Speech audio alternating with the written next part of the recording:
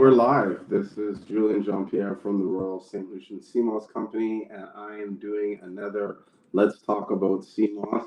And tonight, the main topic is how can we make money selling Seamoss? And hopefully, I'll get a lot of people coming in with some questions, problems that they're facing, and stuff, and we can discuss and come up with some solutions on how to best. Solve whatever they feel is stopping them from having what's blocking them, I guess, from their back, like not their background, but their getting what they want out of it. Save the live. Yeah, I always save the lives just so in case anybody's knowing. And if you can't find them on Instagram, you definitely can find them on YouTube. I save all the lives automatically for YouTube, and so it's there. You just gotta go there and look for it, and you shall find it. And if you can't, then send me a message, and when I have time, I will. Um, Sorry, I just realized I don't have the CMOS Buyers Club. I thought it was whatchamacallit. I thought it was active. I'm like, there's one group missing. I hope this time I can get the comments to show up, because that's something I've noticed has been a really it's almost like a glitch. And tonight I switched browsers hoping that it would solve the problem. So let's hope that it is. These lives work best when people contribute, and they add in sort of like their 2 cents or their you know their input and stuff like that. So please don't hesitate in coming up with any feedback or any questions or comments, to help this video go better. Sorry, I'm just kind of like, while I'm talking, I'm making sure everything's kind of running as it should, which I have a feeling it probably isn't. Like, what do you mean this camera is not supported by this certain browser? See, I knew it wasn't, something was going on, it wasn't working.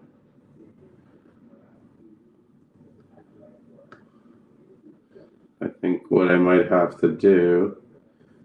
What's up, Escort? You should join me on this conversation tonight to talk about Seamoss, especially about the different ways on making money with Seamoss. But I just want to make sure that I have. See, I knew it. This live stream is not.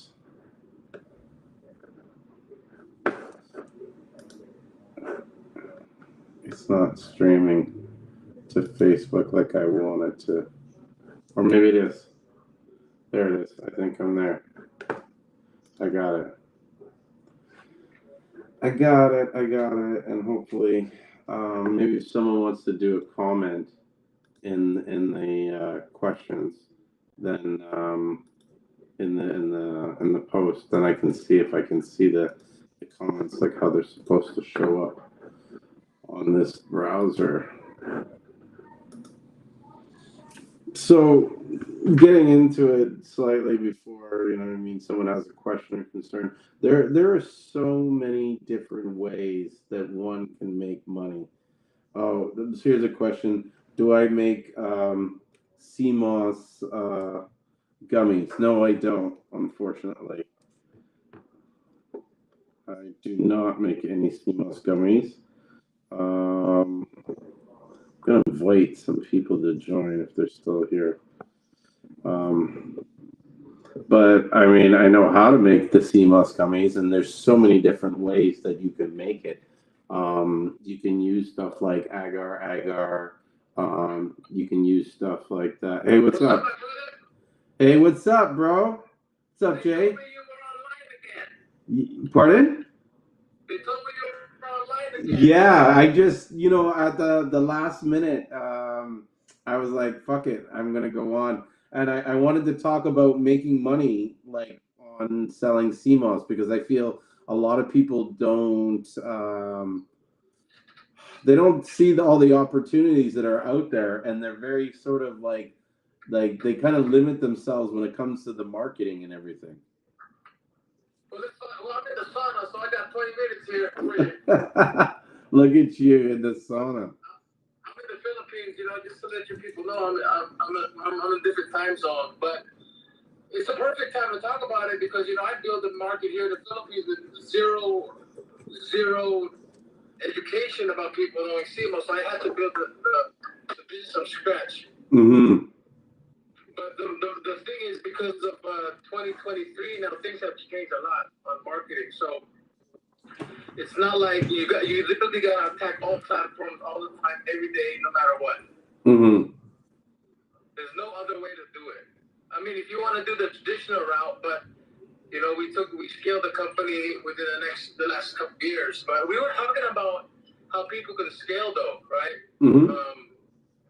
So I was gonna call you about that because I got a lot of numbers down and to talk to you about how we can progress. But the biggest issue with scaling is also production. Yes, supply. Right? Yeah, because like how much am I gonna soak, and then what if I don't sell these? It expire. That's why I said, hey, let's do this together where the facility we're partners and we can do it where people can like just get the CMOS and just blend it. Yeah, yeah.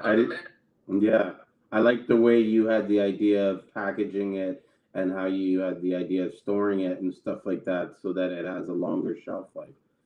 Yeah, so what it is I'm sending them so because we have a facility, we clean them, we clean it, we have the whole staff to do it at scale. Mm-hmm. And we package it, and then maybe I can show it here if you want. Mm-hmm. You want to see it? Sure. I gotta get out of the sauna. Oh well, no, don't get out of the sauna then. No, I got to because until my staff comes out here. Oh. I got the red light. Hang on a second. You got a sauna in your workplace. Like I need to come work for you, man. Bro, I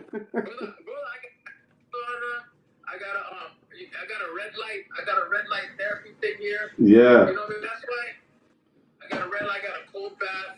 Hang on. Because before my staff comes in. What time is it there? It's early there, right? It's like 8 a.m. Yeah, I'm up at 3. Oh shit. So I'm at a building. So I'm upstairs. You're supposed to come visit me. I know. I'm gonna bring me and my partner. We'll come down and hang out there. I'm excited. Listen, I gotta show you this shit, man. So, because your CMOS is the fucking shit, right? So I got my boy over. He's like, hey, you gotta try this Vietnam CMOS, right? I'm like, all right, let me check it out. It's fucking bullshit, brother. I'll show it to you. Huh? I try not to talk to people about the Vietnam CMOS. Then we got our whole packaging area here, right? Uh-huh. So this is how it is. So now when I blend, right, I just fucking defrost it and blend that shit. Yeah. That's it. So I can do it at scale. I don't have to like wait for like let's say these, right? So like they just sit here. How you like that, brother? Mm-hmm. They just sit here. So now I know what's sold. So let's say, for example, you got to sell something. I just fucking take it out and blend it. So I'll show you this. Look how pretty what you're seeing. And your CMOS is FDA approved in the Philippines, just to let you know. There you go. So what does that mean? It's gotten tested? Have you tested the CMOS? Yeah. Well, I'm FDA approved. St.Lucian CMOS, as you can see. Yeah. It's beautiful, right? See that shit? Gorgeous. It's fucking Julian shit right there. Bro, I give you the best CMOS. Seriously, like out of all the CMOS I have, you get like the cream of the crop. Hey, so here's my facility. Look at like FDA Okay, but brother, look at the Vietnam shit. Yeah. It's the color is not the same. It's really dirty too. That's what I find that people tell me. Well, you know, it's like some people, we're in the third world country, right? People are like, that shit's too expensive. Okay, you want something from Vietnam? Go take it. So I don't like it. I just someone sent it to me, tried it out, and everyone wants. Mm-hmm. They're just like, it doesn't taste good. It doesn't. It has a bad taste to it, eh? I don't want to say it's bad, man, but if you try your Seamoss and then you go somewhere else, you can taste it. Yeah, that's true. It's kind of like having steak and then going to eat like hamburger. Yeah, dude, it's just not the same. The whole, you know what I realized when I got into this business? I'm not in the Seamoss business, but I'm in the fucking customer service business. Okay? Yeah, I hear you. You could make a product, but so here's my office here. Like, hi Nina, this is Julia, my brother Julian. So this is my whole people. This is still morning. Hi Oren, this is Oren here. He's working on like inventory. Nice. This is Julia. Hi Julia. Hi. How much staff do you have? Brother, not a lot, man, because the issue with the card, they're rejecting the card again for the Philippines. I gotta find that shit out. Let's do that. So this is what we do on our media. So our full-time job, literally creating media and having partners. So what I do is I have something called the elephant in the room. The elephant in the room strategy. Mm-hmm. So what I do, I have all these celebrities who take my product. They post it, but they never. I don't pay them. Oh. And I did that at scale, so that's how everything went viral. over here. So how did you get out of paying? Because that's funny you brought that up. Because that's something that I've been considering doing, is starting like a very big sort of like influencer campaign, or what do they call it? User generated content campaign. Well, this is what you do. All right. So you got to look at all these platforms like TikTok, right? Mm-hmm. The key is not making it. The key is is a lot of videos and all the content all the time. Mm-hmm. That's why the reason why I can do it is because I have an AI company here outsourcing. Yeah. So I can do it in terms of media, but in terms of TikTok, let me tell you what to do on TikTok. Okay. Okay, so on TikTok, if you get somebody, let's say the cost of your jar is X amount, let's say it's $10, right? Yeah. And then you get somebody on TikTok, and you just get them to take the Seamoss and post it every day. Like right now, I have this campaign, right? Listen, you do 30 videos, I'll give you free Seamoss, I'll give you $100. Right? So, and then you do that at scale, because guess what? Now, that's like making free money, right? Because not only do they get free Seamoss, they even get $100. Yeah. For fucking posting. That's not bad. Now, people are posting they're posting Seamoss on TikTok for me, and it's free advertising, but it only works at scale. Like if you have 100 people posting 30 videos. Hey, so now I drive traffic there. I have a quick question. I want to get back to what we were just talking about, but someone's asking a question. Have you tested the Seamoss that I send you? Yeah. Hang on a second. I should show you the What are you testing it for?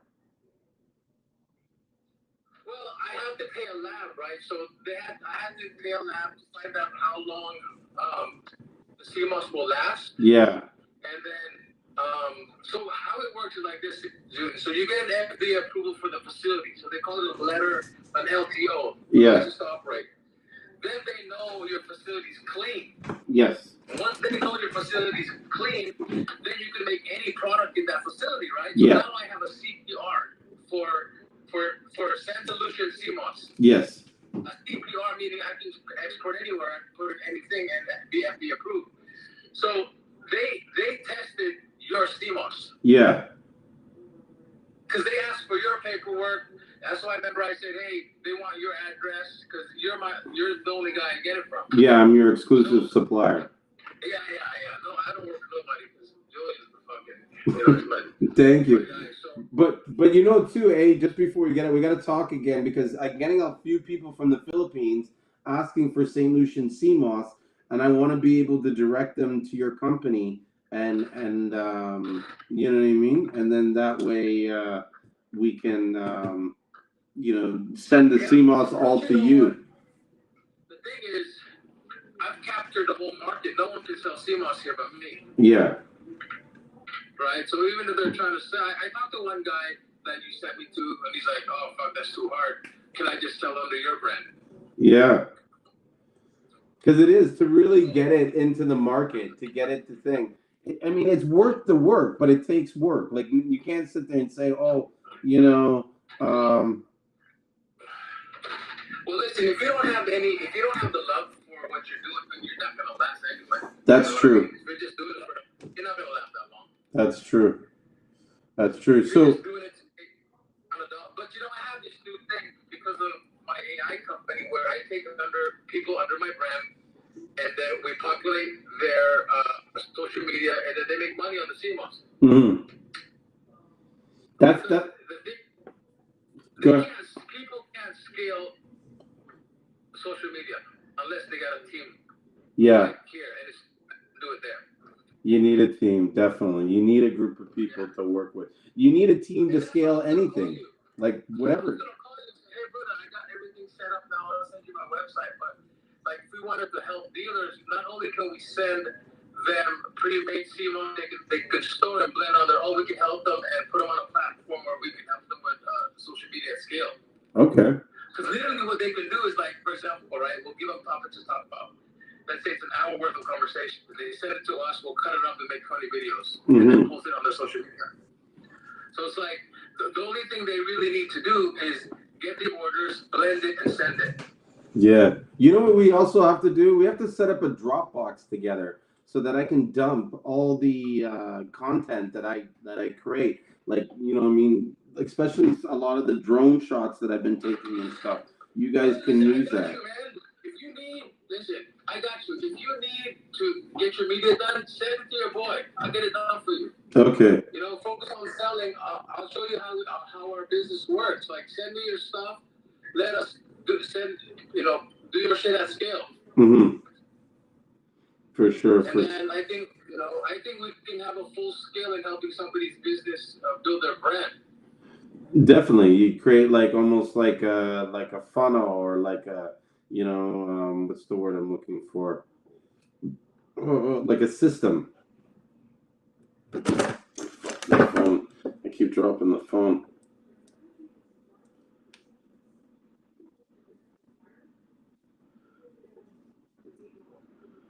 Looks like he's got some bad reception. Oh, he left. So there was a question earlier about whether or not the freezing affects the quality of it. Some people don't believe it does, but other people do believe. I do believe that the texture is somewhat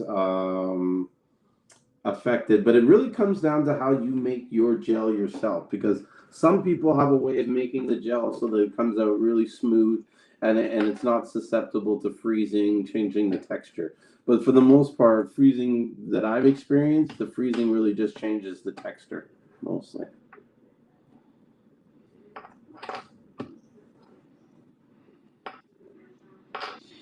So Natural sit there says, same, once they try my Seamoss, they love it. It's just getting more people to know about it. And really that's the reality. Like that's the secret. That's the key to making this money is just getting people to know about it.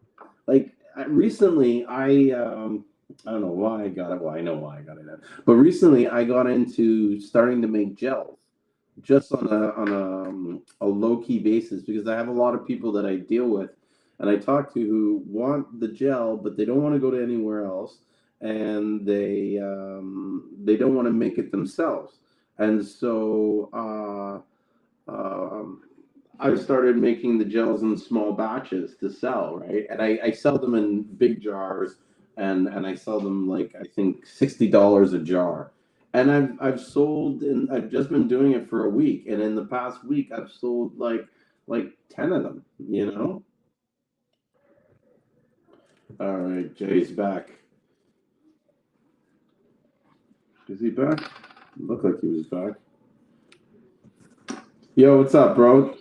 Bad reception. You know, my son, he overheated The my phone. I've had that happen to me before. fucking bitch. Yeah, it My happens. Seamoss, I was gonna go to the cold. I was gonna jump in a cold bath.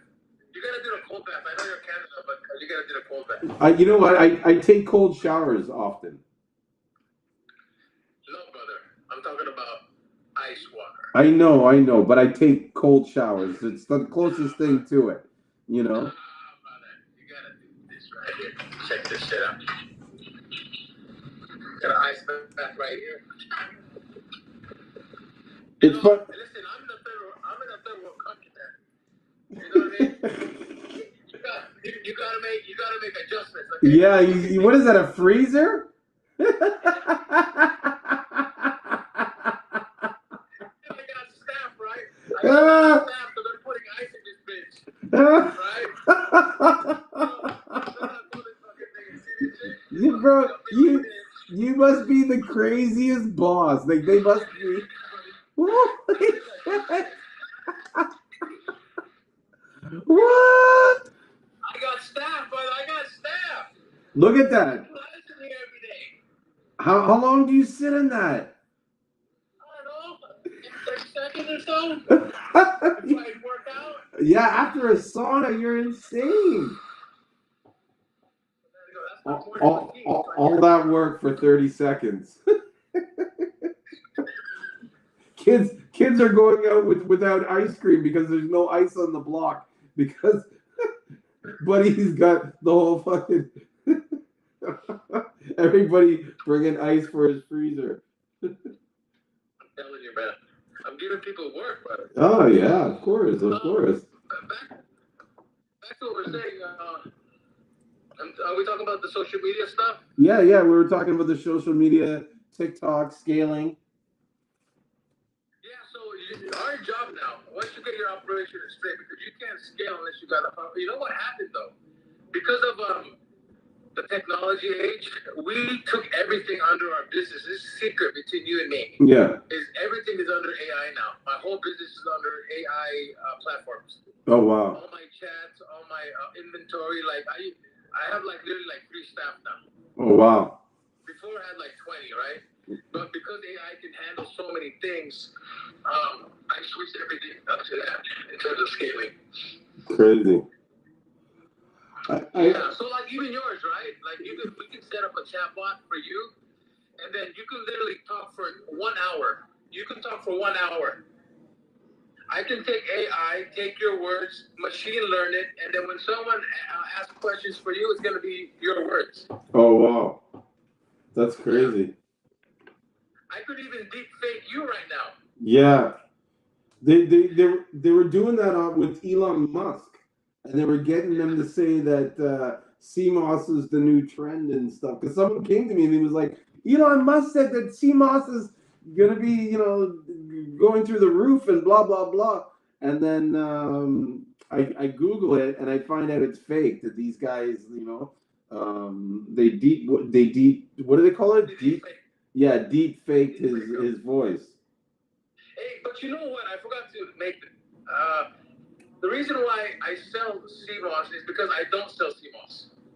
I sell that Seamoss is the solution to the problem. So I sell the problem, and they're using Seamoss to do it. So because they can buy it once, but you got to get them to reorder. That's true. Right? So if they're just taking the Seamoss for the 92 minerals, you know what, they might not order again. But if they're taking it because they want to get skinny or they want to feel good or you make it part of the routine, then like look at my website now. I changed my whole marketing.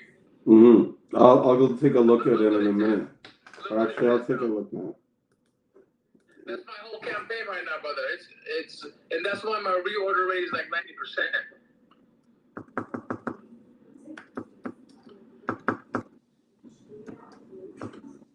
Sorry, just look at it. I'm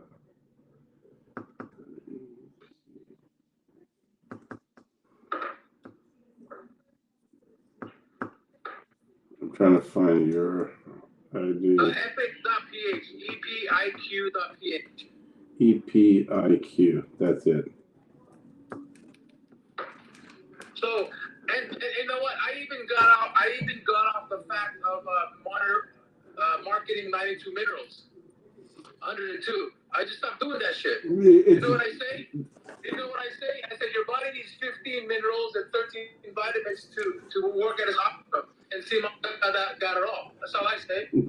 And because there is no 90, it doesn't matter if it's 92 minerals or 22 minerals, as long as it does what it's supposed to do. No one really. Look at my people, bro. Ice people right here. Ice people. Hey, say hi to Julian. That's your ice guys. Yeah. So anyway, I changed my whole marketing because I feel when you do at 100, really doesn't impact anybody emotionally because they don't know what the fuck they were even made of 100 minerals. I didn't know that shit. Right? So when I'm taking it, I'm like, what the fuck, all right? Must be good, but I won't sustain it. Mm-hmm. But if I say, hey, you want to feel good? Take Seamoss in the morning. Boom, right here. You'll feel great.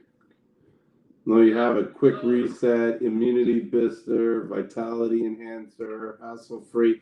No, and that's the thing. Too many of these guys get stuck on whether or not it's, it's been on the rocks or whether or not it's, from this place or that place or whether or not, people just care that it works. The Seamoss just has to work. Does your Seamoss work? I don't want to sound like a dick, right? I don't want to sound like a dick, but listen, you take Seamoss, and bro, I'm not trying to offend anybody here, but you still not fit. You still got a big belly and shit like that. Like what? Fix your diet. You know what I mean? Seamoss gonna do shit for you. Yeah. You eat like shit. You eat donuts, you eat McDonald's, fuck all that. Stop eating that shit. Yeah. Well, there's a lot of people that take Seamoss that don't. You know what I mean? They've gotten past that. I feel that if you take Seamoss in the morning, you just end up not wanting to really eat that stuff. Totally. And then, I was getting, people to train a little bit and work out. Mm-hmm. But that's my whole marketing if you look at my site. Yeah, no, I'm looking at your site now. It looks good. I like the layout. I like the colors. The information is good. It's got links to the articles. So you got your SEO, The only thing... And then keep this website on. It's epicai.io. Look at that. We'll discuss that another day. Epicai.io. EPIQAI.io.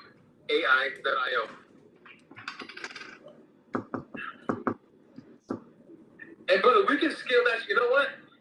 I don't know if I told you, but this happened 20 years ago in the Philippines, and that's how I've made a tremendous amount of money because of the technology age. So it is happening again, and a lot of people are going to want to do AI, but they don't know how to do it, right? So it's a big opportunity even in Canada. Yeah, I'd like to see how, maybe we can work and do some of these services together.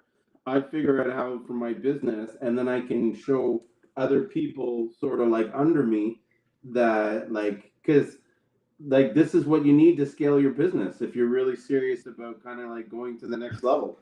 You know what I mean? How is it good at identifying? How we can do it is this. I offer the business, right? Then you literally go there and say, hey, I can do this for you. And then you outsource to me. Yep. You pay him X amount, you pay us X amount, and that's how money you can make money. Yep. I'm doing that. Mm-hmm. Let's do it. I just need to know the product better. I have a low overhead cost, and I think we can even help people here on the Seamoss side. Everybody. Yeah. You know what? Maybe even I'd like to see what the cost is to have you guys do customer service for us. Because Well, it depends what kind. Yeah. Like, do you want customer service like somebody answering the phone calls? I don't know, or it's either someone like answering emails more than probably phone calls. Bruh, listen. How much would you pay someone to do that there? How much per month? I don't know. I think that probably maybe 1,500 Canadian or something like that a month, depending on how many hours they did. Okay, let's say it's $300 handle everything full time. Yeah. Okay. Come on. Yeah. That's how it works. Like answer your emails, return phone calls, answer chats. Mm-hmm. But if I set up your business on AI, you just need one person for $300 managing all that. Yeah. Send me all your data, send me all your videos, and then we're gonna cut that up, make 15 videos, put it on platforms. We can do all that. Okay. I'll work on that. I'll work on putting together like almost like a drive that I can send to you guys. Hey, but you know what, brother? Honestly, for you, I will do it for free first, integration, okay? But if you want someone full time to hire, you know what you can do? I will just talk about the Seamoss little discount. That'd be good. Yeah, okay. I'll give you a discount on the Seamoss. We'll do a little. Hey man, I like your haircut. You look good, brother. You look like you're 30 now. I know, eh? Listen, bro, I have this barber that I've been going to since I was 15 years old. He makes me perfect. Like, and it's like funny because, huh? You look fresh, brother. Well, trust me, bro. He can be like drunk, half asleep, and he cut my. We were laughing at it the other day. He's like, I don't even need to think. I just like he knows my face so perfect, and he gets the lines so done nice, and like, and you should see what I should do a before and after picture because what I look like before and what I look like when I come out, it's just like night and day. This is how can we. You know what? I do got to start working out. I've been meaning to do that. I need to go to the gym, and I stopped drinking alcohol. Yeah, burpees are good for losing weight for sure in the belly. I do 100 burpees, 100 air squats, 100 burpees, 100 air squats, 100 push-ups 3 times a week. You good? All right, I'm gonna work on that. So one of the questions. And then eat twice a day. Uh huh. Eat in the morning. Eat twice a day. You're good. One of the questions here, they want to know how to get. He says, "How can we smaller scale folks get down there?" So we just kind of put out the plan. I'm going to start learning how it works. What did he say? Because they want to know how they can get into the scaling that we just talked about with the AI and all that kind of stuff. So what we'll do is me and Luigi will talk. We've been talking about this a while ago, but I can put together a system and a process we can support people at very low cost and they can scale. Yeah. Like, for example, the blend your own, brother. I can ship it to them. They can have like 400 sitting there, and they can say it's FDA approved. It's FDA approved Seamoss. It came from my facility. Yep. But does the FDA in the Philippines translate to the FDA in the? Yes. Okay. I don't know. Yes. Yeah. The FDA CPR is international. I can ship fucking anywhere.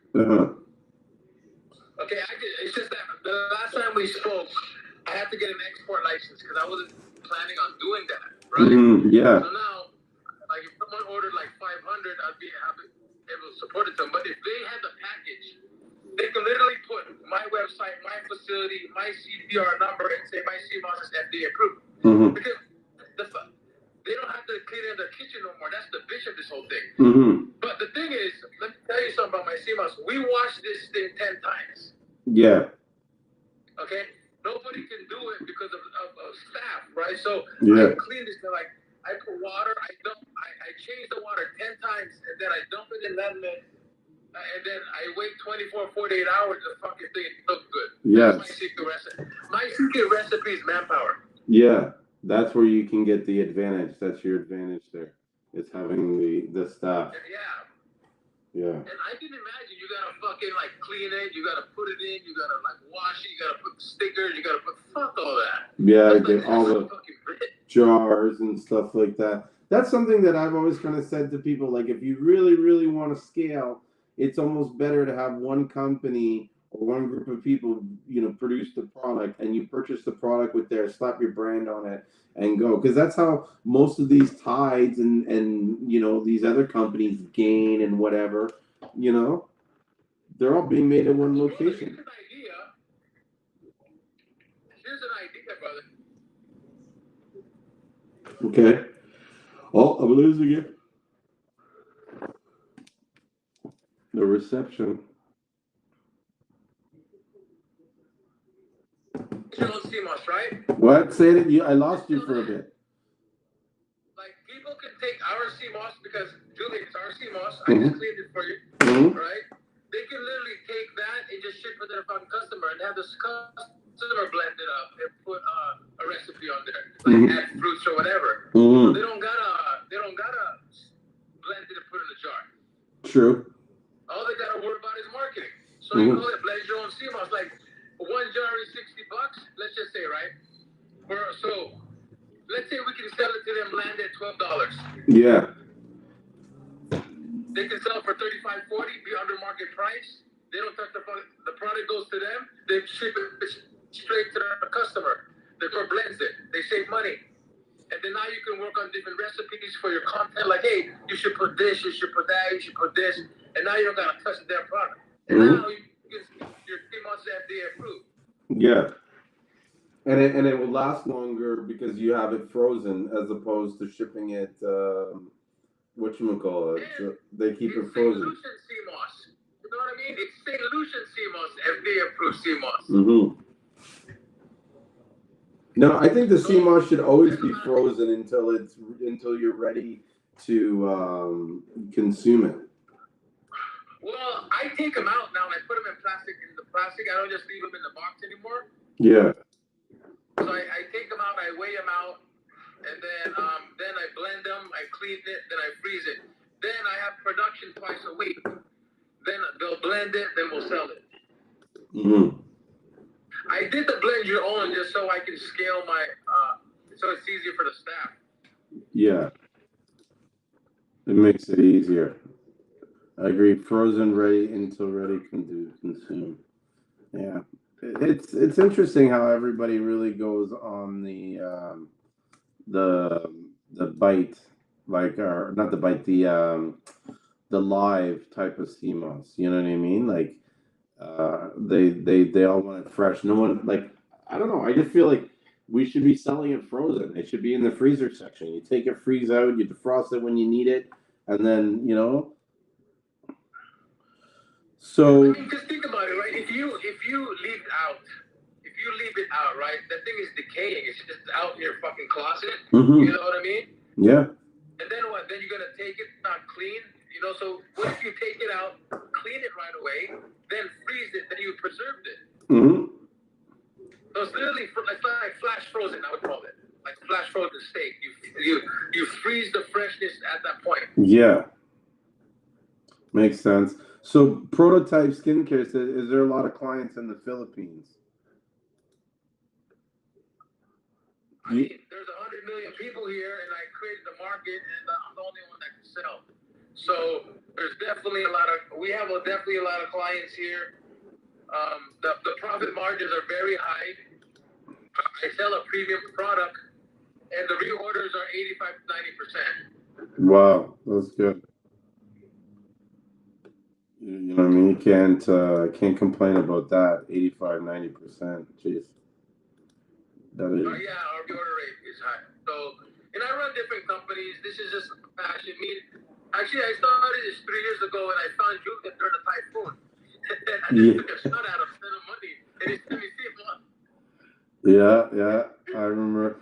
You guys have some crazy typhoons. I remember you sent me that video where the whole community was flooded, and the girl's like, "Oh, I guess we're not going to work. We're going to be late for the meeting."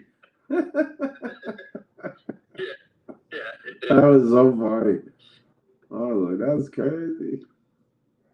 So, brother, what we'll do is we'll talk offline, and yeah. I'm just gotta get my trade in.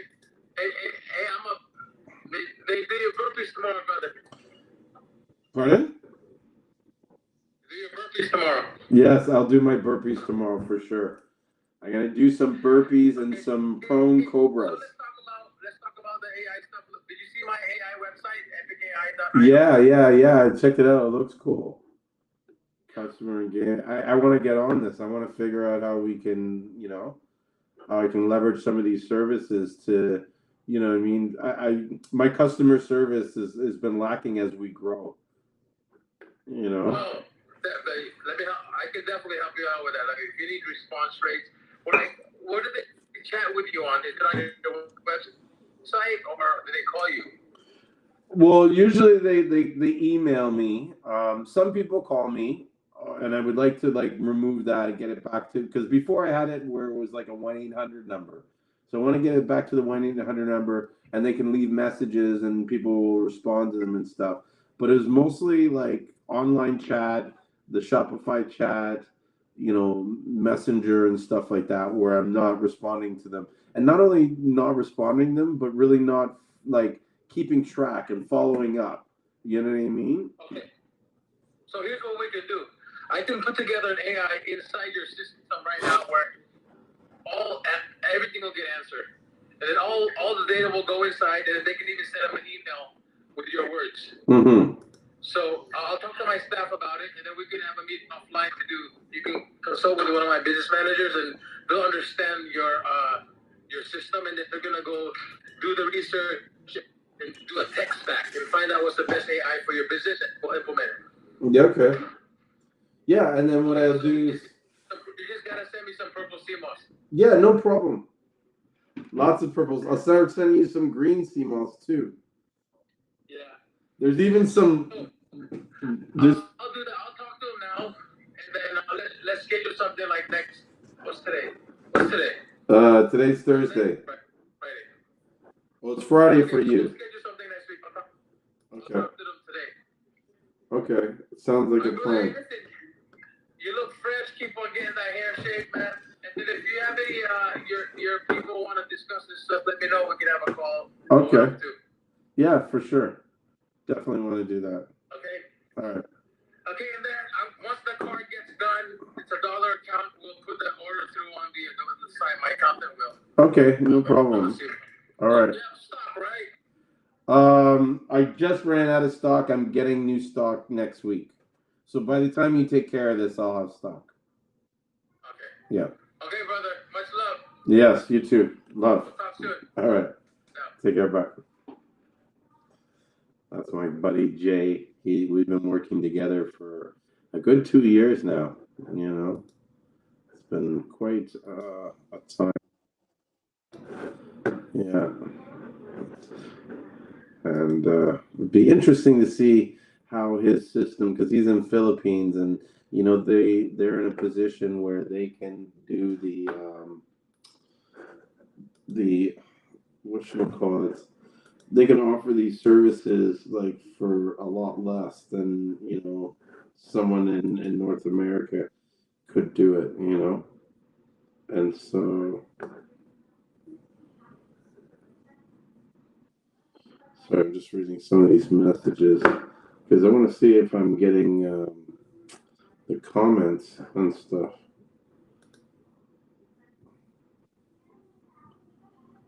It feels like I'm not. I'll pin this to the feature. That was great info. He makes it sound so easy. I mean, nothing in life is really easy, right? But the more you work at it, the more effort you put into it, the easier it's going to get for you. And so, it's like it's all hard work, but in some ways it's worth it. Like the love and the fun that you have with it. That's why they say you got to do something that you love. You know what I mean?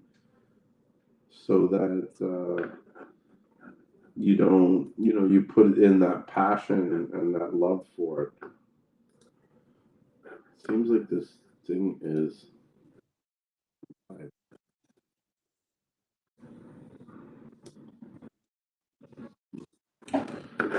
The video sucks. Sorry, I'm just checking on my live stream here, and it seems like, you know what it is? I think if I'm off the screen, it's not doing um, a proper job. Let's see if that works better.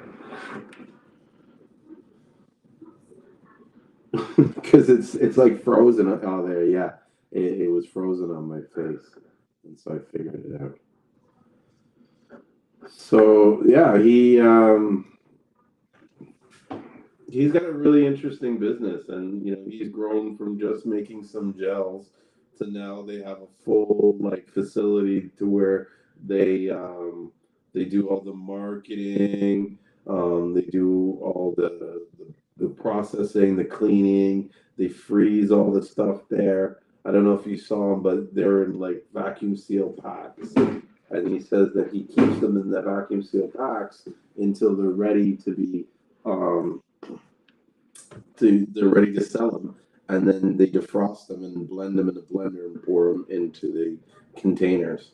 And so, for some, that can be a very efficient way of managing the product and making sure that the product doesn't spoil. To make sure that it stays optimal by being sort of flash frozen. And so someone was asking how to get involved with all that AI. I'm going to go offline and work with him and sort of develop a product which I would feel comfortable investing in my own self for my business. And then I'm going to show people, like, I'm going to share it with everybody else, saying basically, this is something that I agree with and approve because I feel like it's going to help, you know, uh, help those that want to grow, you know. So he says 1 million people, and he's the only one that can sell Seamoss. So now, yes, he said that, but I think really like he's the only one that can sell Seamoss commercially in stores. I'm sure there's lots of people that are selling Seamoss as a product, but like where he's at in his business, he's trying to get his Seamoss product in their Costco. So the Philippines version of Costco is where he's marketing his product, or he's getting his business like ramped up to be able to sell to that market.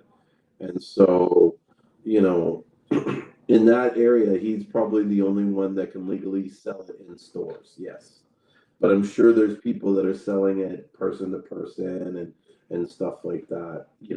But in a country like Philippines, it's kind of I don't know for sure, but I would assume that it's almost like because there's so many people, it's so overwhelming to try and sell to your friends and family. You know what I mean? Like it's almost like you would spend so much time, like you have to set it up so that it can run quickly and smoothly and be able to serve as many people, or else you would lose so much business that it wouldn't make sense being in business, if that makes sense saying it.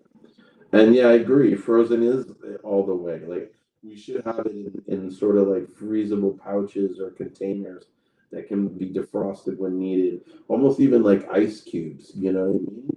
Or portion size.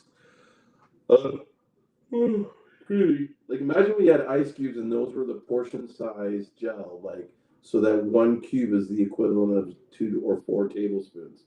And so you just, throw a couple cubes into your blender when you're blending whatever you're mixing, whether it be like an oatmeal or what.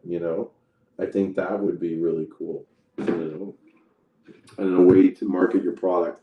And something that like, it's like he said, like he's not even like marketing it how everybody else is marketing it. So if you try to market like a different sort of method on which to take the CMOS and how to store and package it, it's possible that you can, capture a market that, might not have been there before. Do you know what I mean? Like, there's probably a bunch of people that are buying the gel, but if someone offered them the opportunity to buy it in ice cubes, they would buy it all day long, maybe. Like, we don't know until we try and start selling it. But I think there is a market out there for that sort of delivery method, and you can probably get some really good sales by selling that, and even be able to get it into stores where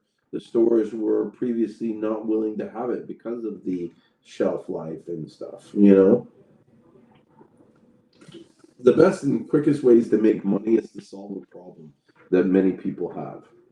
you know. And one big problem is getting CMOS into the stores, into shelves. So if you can figure without spoiling, so if you can figure out a way to capitalize on that, that's an opportunity that that's worth pursuing. So you portion the ice cube size for smoothies for your personal use. Yeah, I can see how a lot of people would do it and how it can what's the word I'm looking for? Be like almost like a time saver, you know, for sure, for sure. And so in the business, you got to think about like, you know, what are the many different ways that I can be promoting this product or getting this in? Because at the end of the day, it's all about just getting something into someone's hands. You know what I mean? And having them agree to take it. That's the success of the sale. That's how you make money. And the more people you show it to, then the more conversions and the more sales you'll get. So a lot of this business, really, the success of this business comes down to just putting it in front of people's faces. How do you get this in front of people's faces? How many different ways can you try to get it in people's faces? How can you get it in as many faces for as cheap as possible? Like those are some of the kind of questions you need to kind of be asking yourself if you're a business owner and you want to increase your business and the sales. And then ask yourself really like how much time are you investing in the sale, in the business, in running it, in trying to get new customers or new business and stuff. Many people that's sort of like their biggest what's the word I'm looking for? It's like their biggest roadblock or their biggest like what's stopping them from success is that they're not putting enough time into their business. They're not spending enough time trying to acquire new sales. They'll spend all this time on the marketing, all this time on marketing, all this time on the packaging, all this time on the logo. You know what I mean? No one cares about the logo. You know what? The logo is built based on your activities. Do you know what I'm saying? So like it's not the logo that that is important. It's what the logo represents. No one looks at a product and says, "Oh my God, that's a good logo. I'm buying. I'm putting my $1,000 on that right now." No, someone sees the logo and sees the activities and what that company is doing to represent that logo, and then they decide if they resonate and want to buy into that idea. So it says, when will you have some available to order by the pound? When would I have what to order by the pound? I'm not sure what you're referring to. So you'll have to let me know. If it's CMOS, I always have CMOS that you can order by the pound. You can order 1,000 pounds of CMOS off me.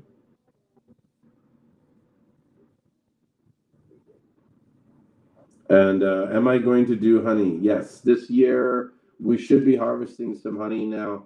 I have a feeling that the honey I'll have is limited. I might get maybe 20 kilograms or so. I don't think I'm going to get too much, um, although you never know. But I'm in the process of still expanding the apiary, and so this year we're at I think 5 hives, and so by the end of this season, I want to be able to go into the winter with approximately 15 hives. And so, but I have a feeling we'll get to just around 10 or 12 hives to go to winter. And then as we come out of winter next year, we're going to be doubling that from 10 hives to 20. And I think we're going to hover around 25 for the first year or two. And that's, you know, we're going to see like sort of like what our production levels are and what's coming in, what money we're bringing in, and then we'll decide if we really want to scale up. But one of the things I've been talking to with my friends who I'm in the honey business with is we're going to supplement, because we're looking at different nectar sources to give the bees, because you know the more the bees have, the more nectar source the bees have, the more they'll produce honey and the faster they produce it. So we're looking at lavender and other pollinator flowers and stuff. And so one of the ideas was like, well, look, we can do elderberry, you know, and we could put some elderberry bushes up and have a little mini elderberry farm, and the bees can feed off the elderberry plants or you know, fruits there, and that might even have an additional revenue stream, whereas we can sell elderberry, um, you know, honey that's, you know, been processed with elderberry nectar, which I don't know, but who knows? Like I it definitely, the possibility of having additional medicinal benefits is very likely. Um, says, do you sell sea moss powder and Irish moss powder? So I sell sea moss powder. I don't sell anything Irish moss. And if that's what you mean, like Honduras Crispus, no, I don't. I only sell sea moss from St. Lucia. And he said, that's what I need to know, placing my order after the live. Good luck. Thank you for the business. Let me know if you have any questions. You know, it is good CMOS. If you were watching earlier, you know, this guy, Jay, he's from the Philippines, and he ships the CMOS all the way from St. Lucia to him, and he's had it tested, and he didn't want to go. I could tell he didn't want to go too deep into what the test results are, because they're kind of, you know, these guys spend a lot of money on these tests, and I don't think they really like, and I don't blame them. Like, you don't really want to share the details of it, because it'd be different if everybody was getting the test. The test would be cheaper for everybody, but no one wants to invest the money in the test. And so, you know, it's only fair if you invest the money that you should have a right to dictate how you distribute the information. So, Earthly Sense that you brought some bladderwrack for me, but don't really know how to process it. Um, Okay, maybe give me a call so we can talk on it. But you know, to be honest with you, I'm not a big expert on how to process it. I know this, that it's not like traditional CMOS that we get from the Caribbean. It's more, you know, like you don't soak the CMOS. It can't be rehydrated, and it's not even really thick. You know. What's up, Yusuf? And so a lot of people that I talk to, when they use it, they mix it in when they're making the CMOS gel, and so they'll blend it in so that it's kind of like a bladderwrack CMOS combination.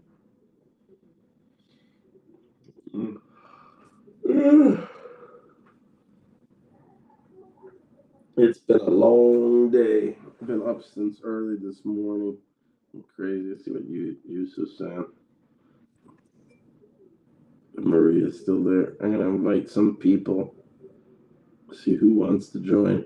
Whoever joins first gets to talk to me. Who's first? Yusuf. Quick on the button. Not much. What are you saying? Oh, I got the video backwards. Yeah. Hi. Hey, what's up? Long. I said I have my bonnet on. He would be crushed for me to be on video. I know it's been a while. You know. How you been? Good. I've been good. I've been just living life. You know, trying to stay out of trouble and stuff.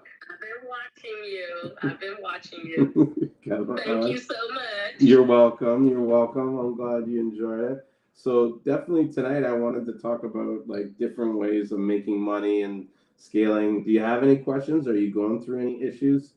Yeah. I don't feel I'm going through any issues because my business is really like home based, right? I'm still working my full-time job, but I also run the business because I work from home, so I do them both at the same time. Hope my boss isn't working. But so I'm not really having no problems. what I will say is I do have issues with grabbing the social media audience. I try to do videos and stuff like that, but I may have about 290 something followers, maybe. But I'm on all platforms. Mm-hmm. But I get a lot of foot traffic, and I don't even have a store. Mm-hmm. But I'm doing like super awesome on Google because I'm on Google. Yeah. So that's where I get a lot of my new customers, and then most of my other customers are word of mouth. Yeah. Mm-hmm. Which is good. So, what would be your concern about wanting to be on social, seeing as the other platforms seem to be working for you? Well, it was my son pushing me to get on social media. He just felt like I could grab the audience and get more customers. But I'm on TikTok, I'm on Instagram, I'm on Facebook, and I'm pushing like every day. Now, I do put up sales and stuff every Wednesday, so I do get a small audience from that. Mm. But as far as like getting people to follow me and making me what is it, a blue star? That's not happening. Yeah, that's all bullshit. Don't waste your time on trying to achieve that. Yes. At least. And I told him, I said, I don't have that kind of time. Like, I don't. So I try to do my little videos on Saturdays when I'm prepping and stuff like that. But other than that, I just go with Google. As long as I keep Google updated, when they, in my area, when they Google Seamoss, I'm the first one that comes up. There you go. And that's working for me. Yeah, that's the biggest thing is when people are looking for you, find you. What I would even maybe look at doing is seeing, since you're getting a lot of foot traffic and you're getting a lot of people coming in, utilize that traffic and those people's happiness to create the content for the thing. Because I feel like the social media should really be more of like a business card or like a postcard. For when people are looking for something, they can see this is who you are. So you shouldn't try to deviate from what makes you feel comfortable in yourself, because eventually these people, if they follow you long enough, they'll find out that you're not genuine, and that could have a negative effect, right? It's better to just do what you feel is fun and you enjoy and is not work, so that when you do it, it's not, you know what I mean? And the social media. Yeah, it will just come. But at the end of the day, it's not really working for you. So don't put it in your number one wheelhouse. Do what's working for you and expand on that. And then almost like that stuff, you know what I mean, will bring it in. I mean, here's the question: do you really like social media? I put up pictures of myself every day. Yeah, well then. So I mean, I do, but I don't. Like I'm not gonna say I'm shy, but I am a little shy. Mm-hmm. So I do it when I feel like it, Like if I'm feeling it that morning and I want to turn the music on and show people how I'm making the Seamoss or something, I'll put up a video of that. But other than that, no, I don't really do it. I may come on like you do and talk for a little while on live, but I don't do it on a regular basis. Yeah. It's working for me as far as when my customers come and I tell them if they like the product, I tell them to give me a review on any platform that they want to. Once I see the review, I'll send you a coupon, and that's what works for me. I think that's the best way because it's the social proof. And then, like, are you happy with the amount of sales that you're getting right now? Right now, yes. Okay, so then fuck social media. Yeah, it's only me, and I can handle the volume. Yeah. I have about 500 customers, so yeah. That's good. Don't worry about it. For a small business, I'm really good. Yeah, a lot of times people will lead you down these paths thinking that this is what you want, but it's not what you want. It's what they want. Your son wants to be on social media. Your son wants to be, you know what I mean? He is. That's the thing. He's popular on social media. So then, I was never that popular person. So then you guys should develop a partnership where it's kind of like, okay, bro, you can do the social media. You start your own social media brand. And you know what I mean? I'll knock $5 off. Like for every one you sell of mine, I'll give you $5 or $10. Look, I tell him he could be my promoter on social media. Yeah. You can create all the content. You can do all that. Yeah. I'll pay you for it. Yeah, but even pay him for it based on performance. Absolutely. The hard, because then he's going to work really hard. When he first sees that $1,000 check come in because he sold so many jars, you know, and then you motivate him onto the right path. He's learned a skill. You know what I mean? Because he's not selling anything online. Right, exactly. So for me, like when I started I started doing this because I had ate it myself, and I the benefits that it did, what it did for me, I wanted to share that. Mm-hmm. And in doing that, I created this whole business. I started studying herbalism and doing all this stuff. So I can tell people, what I experienced and then share it with them. And that's usually what works for me. Mm-hmm. So I don't have to have a huge, I don't have to have millions of customers because the same 500 customers are going to come back every 2 weeks. Yeah. And that's what's mattered. That's what my friend Jay was talking about before, is that it's not about just selling this product to someone. It's about getting them to come buy back. And he's like, I moved away from the 95 minerals. He's like, I don't even talk about the minerals. I talk more about the solutions that these products are going to give. Because, yeah, sure, if you sell someone on the 92 mineral idea, they might take it once or take it twice. But if you know that this is going to increase, your heart health or reduce inflammation in your body, which is what you're looking for, you're gonna take it every month. Absolutely. Yeah. And that's what's been working for me. Mm-hmm. Yeah. Awesome. And you finally got me on here. Yes, I know. I've been hiding. Mm-hmm. But I watch you every day, and I'm so proud of you. And I will say that since I started, I think we started around the same time with the first time we talked. Mm-hmm. And because people always ask me who my source is, not telling you. You gotta find your own. You can buy from me, but you gotta find your own. And because I have people, since I've been doing so well, and I don't know how people know, but they know. Mm-hmm. I've had several people reach out to me to try to be my source. Yeah. And I always tell people, I'm never leaving him, ever. Yeah. So Ever. most You have the best product, and I will never leave you. Thank you. I appreciate that. Thank you. I appreciate it. But that's why I'm waiting for this honey, because I know that honey is going to be pure too. Fire. I'm waiting for that honey to come. Yeah, it's going to be fire. But what happens a lot is I found out a lot of these other competitors, they go on to my friends list and all that kind of shit, and then they reach out to these people. Oh, okay, so that's what's going on. Because I have a lot of people in my DM on Instagram trying to get me to buy from them. Yeah.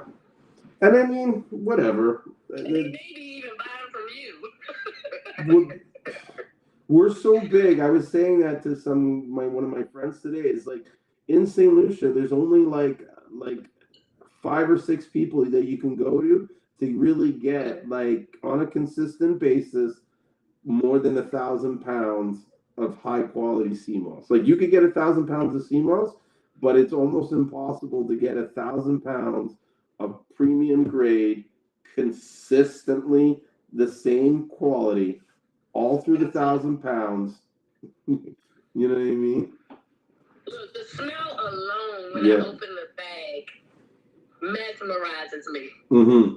And I always tell people, when I have people that come in and they haven't tried Seamoss before, or they have tried and they had a bad experience, I always pull out because when you send it to me, I take it and I put it in these huge jars. They maybe 120 ounce jars. I have them all over my shelves, right? Mm-hmm. So I take and put them in that, and I always show them the Seamoss first, and then I'll take the top off and smell it. Mm-hmm. It doesn't smell like the sea, none of that, and they are just amazed, and it just grabs them, and that's how I get them. Mm-hmm. And you know what that comes from? It comes from the type of farmers that we work with, and the way that they clean and dry the Seamoss. A lot of people think that it coming from the rock or it come from the wild is really, that's probably the least important of all the aspects of the Seamoss. You know what I mean? Drying. You know how many people call me and ask me that on the phone? What? Is it from the rock? Is it grown in shallow water? No. Sir, This is every day. People call me and ask me crazy stuff like that. They always ask me, is the CMOS fake? You know, they're reading, they're trying to learn about it, and they're reading all this different stuff to make. You know, when I first started, I had people calling me saying, "Hey, the government is going to take over CMOS." I was like, okay, well, I'm gonna keep pushing until they take over. Yeah, like, I'm not going to stop doing what I'm doing. But you know, it's a lot of myths out there that people really grasp hold to, and that's what deters them from even trying the product. Mm-hmm. They're like, I heard about it, you know, and I'm like, yeah, you heard about it, but have you actually tried it to see what it actually can do for you? And then when they try it, their mind is blows. I've had one customer lose 60 pounds off of it. Wow. But of course, just like he said, the guy that was on before me, she had to change her diet. She had to incorporate exercise. And then I had another customer lose 40 pounds off of it. I had a diabetic patient that had sores on the bottom of her feet, and it cured that. Wow. So it's a lot of things that the product actually does for you, but you as a person have to make some changes as well. For sure. Overall, you know what I mean? Yeah. What are you saying, Yusuf? What's been going on with you, bro? Not much, man. Just finished driving. Where state are you in now? I think it's Breezewood, Pennsylvania. Nice. Oh, okay. Where you from? Where are you from, Yusuf? I'm from New Orleans. Oh, okay. Yeah. You said Breezewood. That's really close. I've driven through there before myself. Yeah. It's up in the mountains, and I think it's not too far from Harrisburg. Because right now, I think the Hershey factory of distribution is down here. That's what I have in my truck. Just like a whole bunch of chocolate. That's where the Pittsburgh Steelers store is. If you go in that store, you'll see my name on their wall because I'm a Ravens fan. I was gonna say that they have it like, don't let this lady in the building. I was amazed about how much stuff they had, and they had all these things on the wall, all these signatures on the wall, and I said, "Oh well, I'm here. I'm going to sign my name on the wall." Yeah.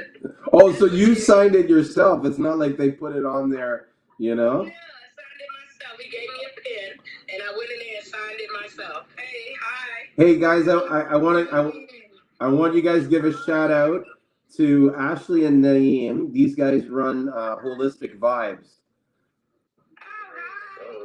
Yeah. So this is their first time on the live. Where are you guys? We're about to blend, man. 2,500 jars. Oh yes, it's Thursday. It's Thursday. He's starting to learn our schedule now. Yeah. No, because listen, these guys are a very big operation. It's funny that you guys come on because one of the topics today, guys, I was talking about was scaling and about increasing sales and business and stuff. Oh, okay. And so these guys have a system. Is it okay that I tell your system? Yeah. Is that like they start doing their gels in the afternoons of Thursday, and they do it all night till Friday morning. And so that keeps them having the gels ready so that for all the orders for the week that they put it out. And Naeem is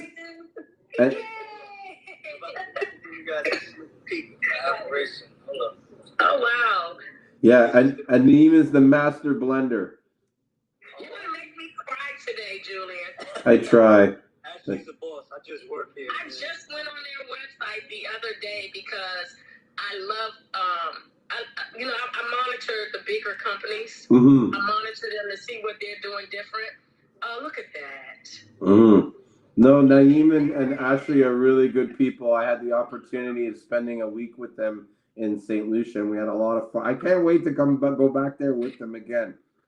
And actually, you know what? Dudes, I'm going to send you guys, I made a YouTube video of this property that I'm looking at. When you see this, it's going to blow your mind away. Yeah. Yeah, but it's not in the north though. That's the only negative thing. It's not in the capital. Man, can't wait to come back down, man, and continue to build with you, man. Appreciate the hospitality, for real, for real. Yeah. No. These guys got in and got dirty with us. They're helping us out and coming to the warehouse, and we were going to the beach, and they met all the farmers and stuff like that. You know what? Tell us a little bit about your experience in St. Lucia, Naeem. Experience in St. Lucian is definitely a culture shock. For real, for real. And the hospitality, man. Yo, shout out to Ashton, man. Ashton for mayor.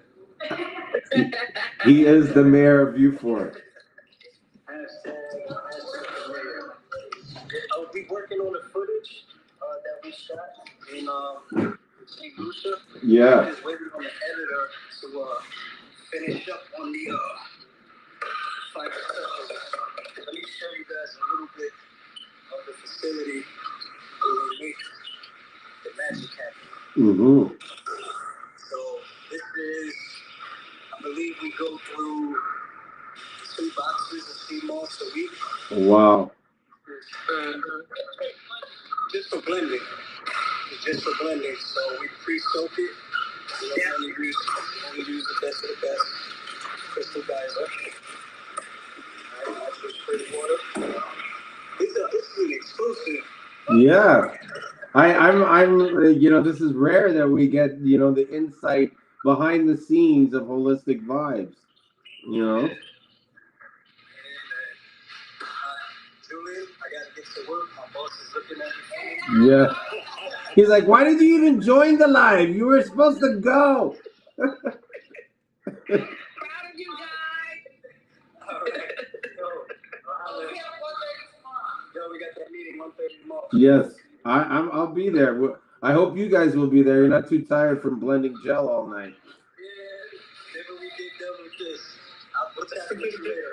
All right. Appreciate your time. Okay, no problem. Take care. That is awesome. Love those guys. Great people, man. Really good people. I just Holistic went on Vibes. their website. Literally, I think it was Friday. I went on their website just to see, you know, what they were doing, and I was like, this is, you know, that's where I want to go. Yeah. Because this for me is going to be like my retirement plan. Mm-hmm. This is what I want to do as an old lady. Well, this is what I was kind of asking you earlier. Like, you know, I wanted to ask you earlier is like, you see, like, if you had an opportunity to quit your job and do this full time, would you do it? Absolutely. So what are you waiting for? The opportunity. You create the opportunity. You create that opportunity. You ask, I tell. The opportunity. But it's up to you. Once I start making the money that I make on my job, I'm gone. But you got a plan to make that money. You got to figure out what you need to do. Like, how much is enough? You know what I mean? Like, I was saying this to someone the other day, and I'm saying it to myself all the time. It's like, okay, you're working hard. You do 10 hours a day, but is that enough? If you did 12 hours a day, would that be enough? You know, sometimes we stop ourselves 2, 3, like so close to the goal because we think we're already doing enough, but we can push ourselves. We don't know how hard we can push ourselves. Do you know what I mean? And I think one of the things you might want to do if you're serious about wanting to quit your job is how much do you have to sell in order for you to quit? Like, do you know that number? No, and that's what I need to figure out too. That's why you can't achieve that number, because you'll never be able to achieve it until you know what it takes to achieve it. Right. No, you're right. I agree with you 100%. Because you could do the. Be serious about it, and I know if I put 100% focus into it, it will be successful. Yeah. Because even a little bit of focus that I put in is giving me success. Oh. So if I go all the way in where I'm doing it 100% of my time, yeah. This is what people don't realize about Seamoss that I learned right away, and this is why I'm fully in it. This is a new market. This is like brand new, like, and it's very limited in who has access to it. Not everybody can go and get Seamoss and import. No, not everybody knows where to buy it. Do you know what I'm saying? It's not like it's in the corner store in every location that I can just pick it up. You know what I mean? And so we're in a unique position where we're not so much the gatekeepers, but we're the providers. And the more people that we can like, let know that we have this to provide, it's like drugs. Do you know what I mean? But people gotta know that you're the drug dealer. No one's gonna come and say, "Oh, where's the drug dealer? Who's the drug dealer?" Because before they even start asking, someone's in their face saying, "Hey, you want to buy this drugs?" So it's almost like you gotta be that guy that's going to everybody saying, "Who wants to buy? Who wants to buy? Who wants to buy? Who wants to buy?" Because if it's not you, it's gonna be someone else saying it. And the sooner someone, I agree with you. I yeah, had somebody come pick up the order tonight. He's one of my friends that I've known for quite some time, and he told me, he said, I didn't know that this was a legitimate business for you. He said, I actually thought this was a side hustle. yeah. And I was like, no, because you don't follow me on social media. You don't see what I'm really pushing out there, so you wouldn't know. But they, So you're right. I but got to they, put more they, into it. but they shouldn't even have to follow you on social media. Your actions should dictate it and show that that's where you're the direction that you're heading. You know what I mean? Because if you're not treating the business full time or know like how much, and this is what I wanted to do was kind of do a quick exercise. Is if you like, I'm not going to ask you how much you make a month now, but if you had an amount of money that you would like to make every month, so that if I had this money, I would be comfortable. What would be that approximate number? I could be comfortable after reinvesting into my company if I make probably about $12,000 a month. 12,000 a month. Yeah. Okay. I could still be comfortable that way. Okay. So currently in your job, you're making close to 12,000, if not more than 12,000. Nowhere near. No. Okay. So what I'm saying to you is, I added in what I make on my job a month. Yeah. And I subtracted what I spend back into the business a month. No, I just want to know how much, like, you know what I mean? If I made this much money in my pocket, you know what I mean? This is what I'm happy with. Like, for example, for me, my mortgage, is like 1,500 a month. My phone bill, it's 500. 1,500. Huh? 1,500. Why? That's a lot. No, that's a little bit. Well, it's a condo. I pay 24.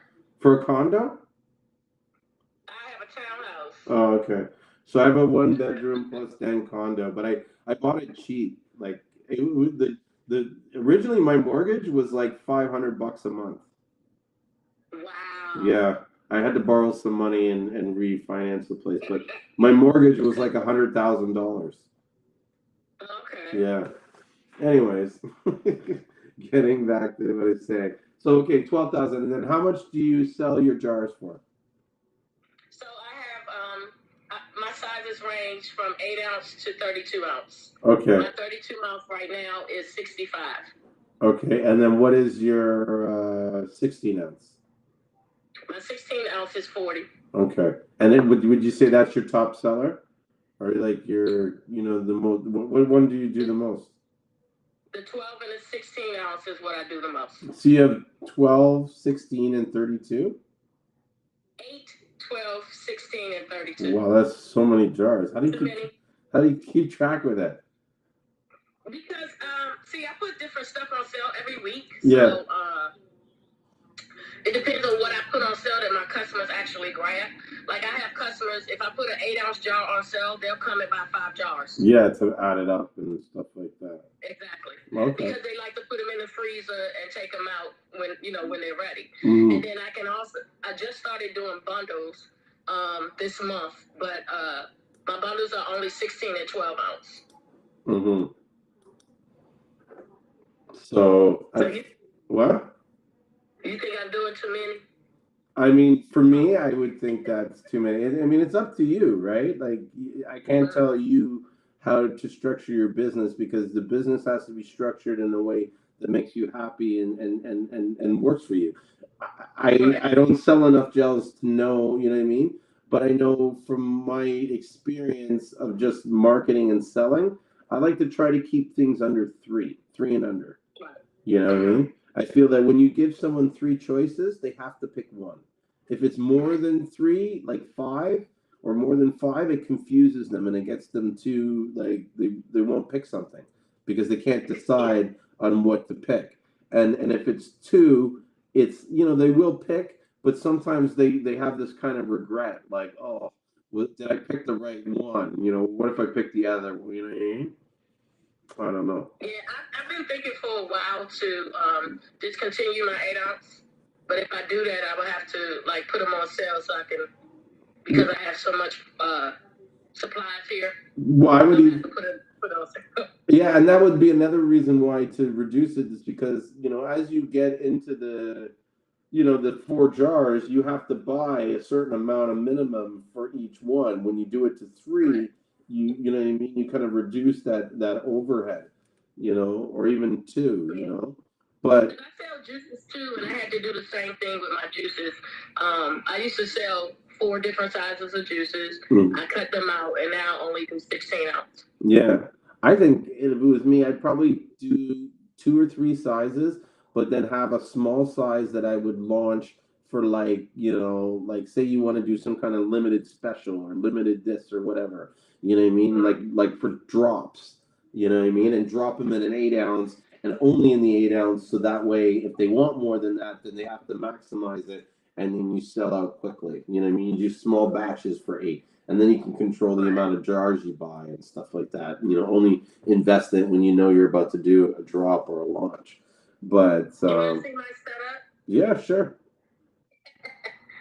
Hold on a second. I'm upstairs, so no problem. Excuse me while I run down the stairs, and it's gonna be dark. So But hold on a second. But getting back to what we were saying, so at $40 a jar, you would have to sell 300 jars in a month to make that 12,000.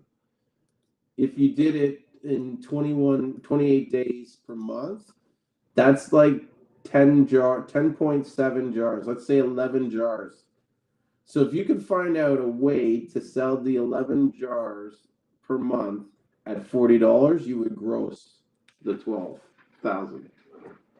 But then I can do that because I'm sure I do that. So this is all my supplies. Mm-hmm. Wow, nice setup. Mm-hmm. You say I'm big time. So I'm doing ingestible oils. And look, here's the Seamoss. On the jars and everything. Yeah, when you send it to me, I put it in this. Yeah, keep it fresh. All my other stuff. And then I have the herbs here.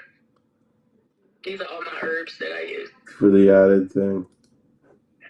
Yeah, and then I have, this is my healthy snacks.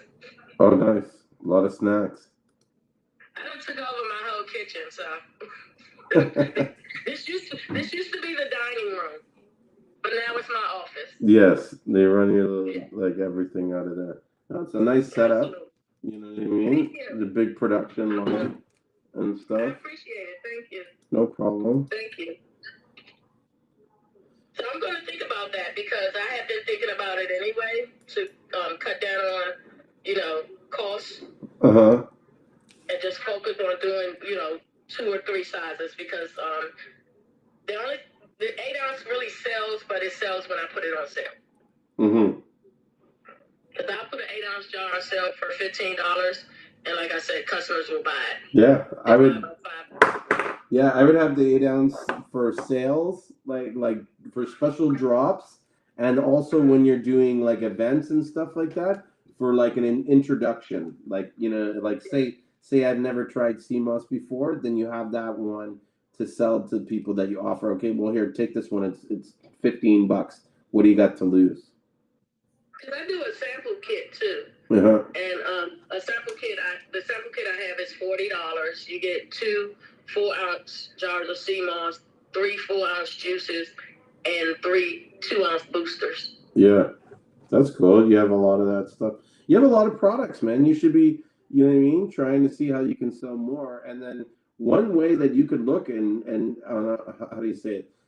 One strategy you could employ to help you get into this business faster and out of your own job quicker is to wholesale it to other people.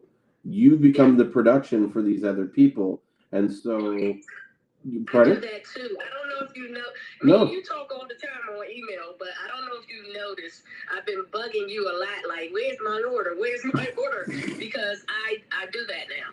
I started the wholesale stuff because people in this area, they have problems getting it. Either their vendors are really slow, yes, or they don't have it in stock. Yes, so, it's hard to get it. Local, yeah, and because I'm local, I just started doing that in January.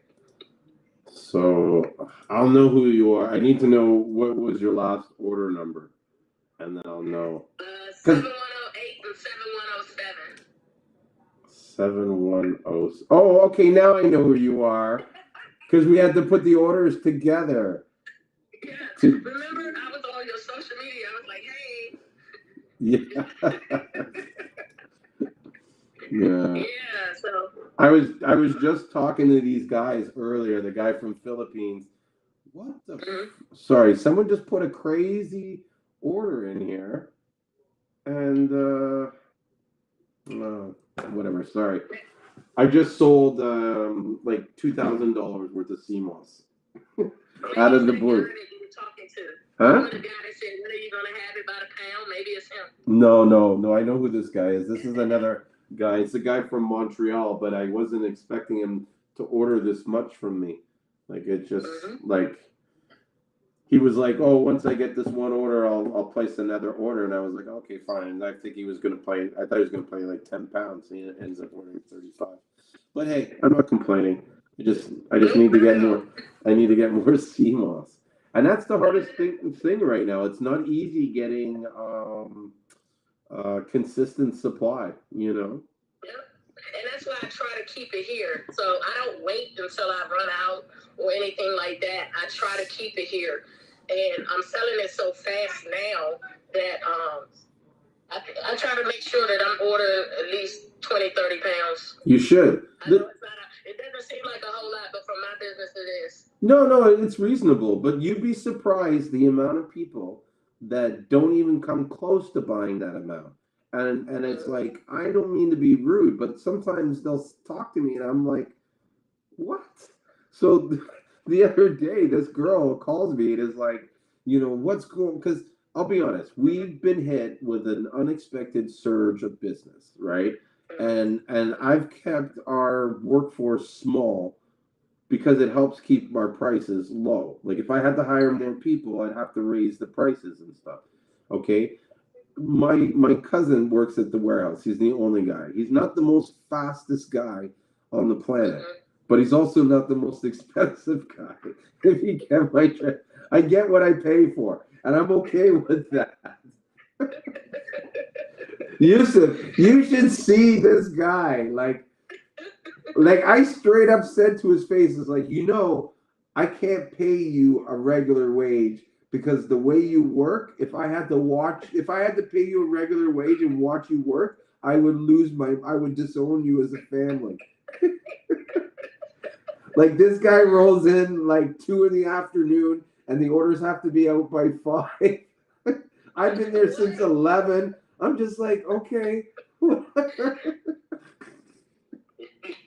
I already knew that you had a surge of orders coming because usually my orders come pretty fast. So when I had this instance the last time, I was like, okay, what is going on? Yeah. And I was like, hey, I feel I know him, so guess what I'm going to do?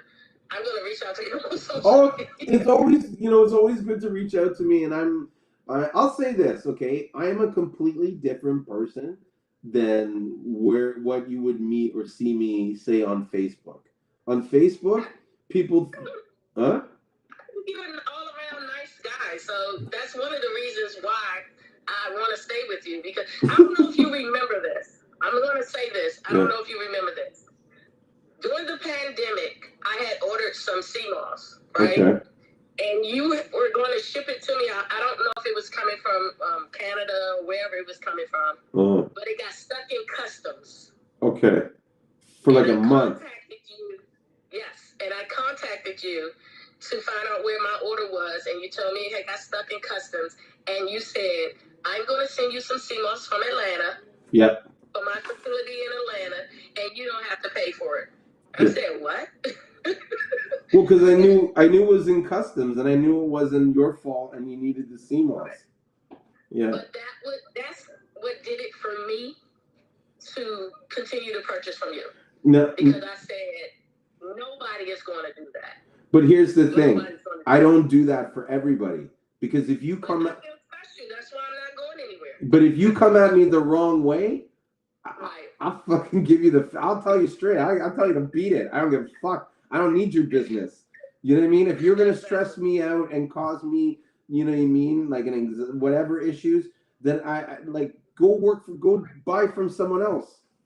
And in some ways, you need to be like that in your business, because if you try, you cannot cater to everybody. And if you try to cater to everybody, you will lose your mind. Absolutely. Because there's some people that just will never be happy. But online, like for a lot of people, they think I'm obnoxious, I'm an asshole. I troll a lot of people. Ask Yusuf, he knows. I troll a lot of people. Like I will get up in your face. I troll Victor Bowman so much. So much. That's a low-key thing I don't tell anybody I do. Anytime I see, because he always changes his profiles, he always changes his handles and stuff like that. So whenever I get one, I'm just like, hey, what's up, Victor? You don't know shit. Block. He's always blocking me. He blocks you, huh? A lot of people block me, you know? No, but you're all around a great guy, and that's why I continue to watch your videos. I Thank wish you. you nothing but success. Thank you. I appreciate that, you know? I appreciate you asking me to join. You pulled me out of my comfort zone. I appreciate that. That's what I'm here for. Nice meeting you, Yusuf. I'm getting ready to go, though, because the old lady has to go to bed. She has to get up for an 8 o'clock meeting. All right. Well, hey, listen. Love you guys. Nothing but success, okay? Thank you. But listen, if you want, keep reaching out to me and talk to me if you want some help and advice, because, you know, really doing the $12,000, it's not that. It's not hard. You know, if you put in 8 hours a day of you trying to source business, I guarantee you within a month, you know, or even 2 weeks, you would get the business or be on track to make that $12,000. It's just hard to keep that consistent commitment without knowing that it's actually going to happen. Right, so I'm going to reach out to you. Okay. It was some things I wanted to talk to you on a personal note about anyway, so this was perfect. Okay. This was bound to happen, I guess, so I appreciate that. My name is Leslie, and it's Earthly Essence. Yes. So don't forget me. I won't. No, I know the name Leslie. Leslie with the last name with a W. Yes, that's me. Yes, see, I know. Do you know, like, for a long time, I thought you were a male. Why? Because my name is Leslie. Yeah, I know a lot of Leslies that are guys. Yeah, but that's because you live in Canada. I know. No, all the female Leslies live in the U.S. That's it, in the South, right? Absolutely. Okay, I'll be reaching out to you. Thank you. All right, take care, Leslie. It was great talking to you. Bye-bye. Bye. Yusuf, wagwan. You just chilling in the cut, eh? Yeah, my dog don't want to be bothered with me today. Your dog's in the truck with you? You take your dog in the truck with you now? Even I for a while. I didn't know that. Hold up.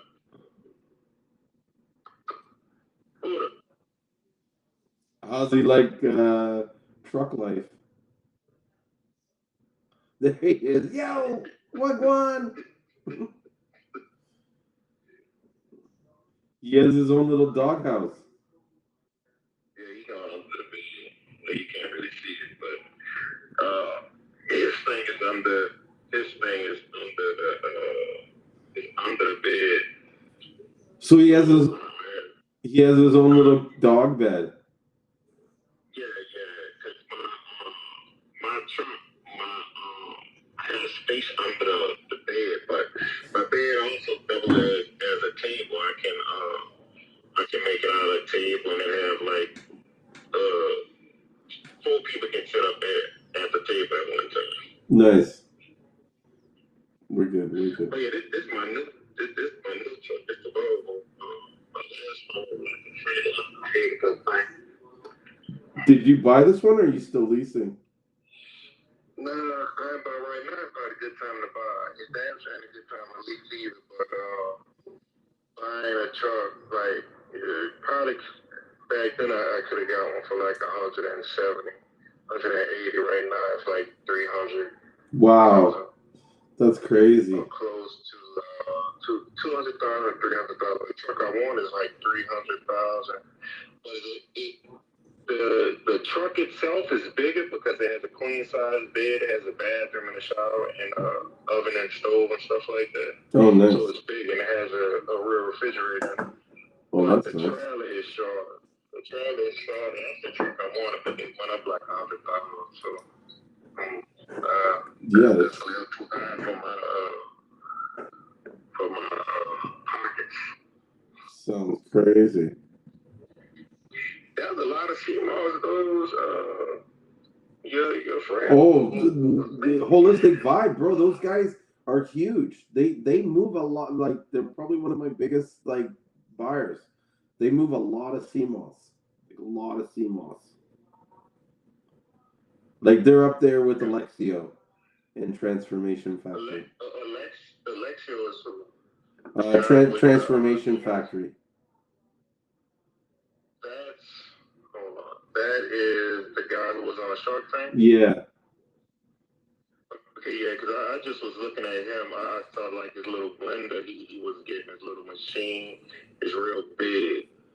And it makes the Seamoss gel for him. Yeah, or he was in Germany or something ordering some kind of device or something. I think I seen that on his TikTok or whatnot. Yeah. Yeah, I was checking that out. You know, I'm always seeking information, so where I can get it from. I just Oh, yeah. But these guys, they're amazing to do business with, for sure. Like, really cool, very easy kind of going. You know what I mean? They get it. They understand. Like, you know what I mean? Like, they're the only people that have never really sort of argued with me or negotiated with me about the price. They're kind of like, "Oh, that's your price? Okay." They make it work.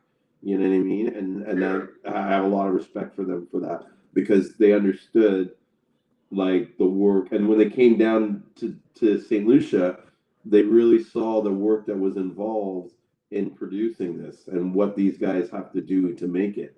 You know, and this is something I was even explaining to someone today, is that this is what these people don't realize, is that, like, okay, the average farmer probably makes about 100 pounds in a month, right? So it takes them all month to make this 100 pounds. And if the price, and I'm not saying this is what the price is, but say the price was $20 a pound, he's only making like $2,000 for the month. If someone wanted to offer him $6 for that, which is kind of like what people are like saying, like, give me $6, I want $3 or whatever. It's like, now that one person is making $600 as opposed to 2,000. Do you know what I mean? And what's happening, and it's like, what they don't realize is, like, say I want to sell you 1,000 pounds, I got to go to 10 different people and get the 100 pounds from each person. There's very few people on the island that are producing, say, 1,000 pounds consistently every month. Do you know what I mean? Some of these guys, they produce like 20 pounds, 50 pounds. Do you know what I'm saying? So it's like, and the work that it takes to do that, it's like, it's worth more than what these guys are asking for it. It really is. Yeah. Especially from the videos. It's crazy. Some of these guys, some of these guys have to walk miles for the Seamoss. You know, some of these guys have to.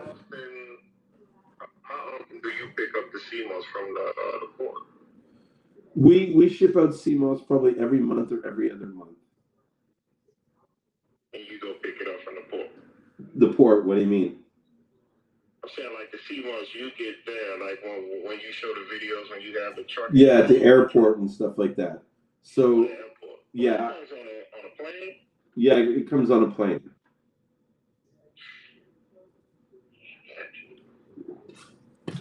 So they have to do all the packaging, boxing, putting all that stuff. They bring it to the plane.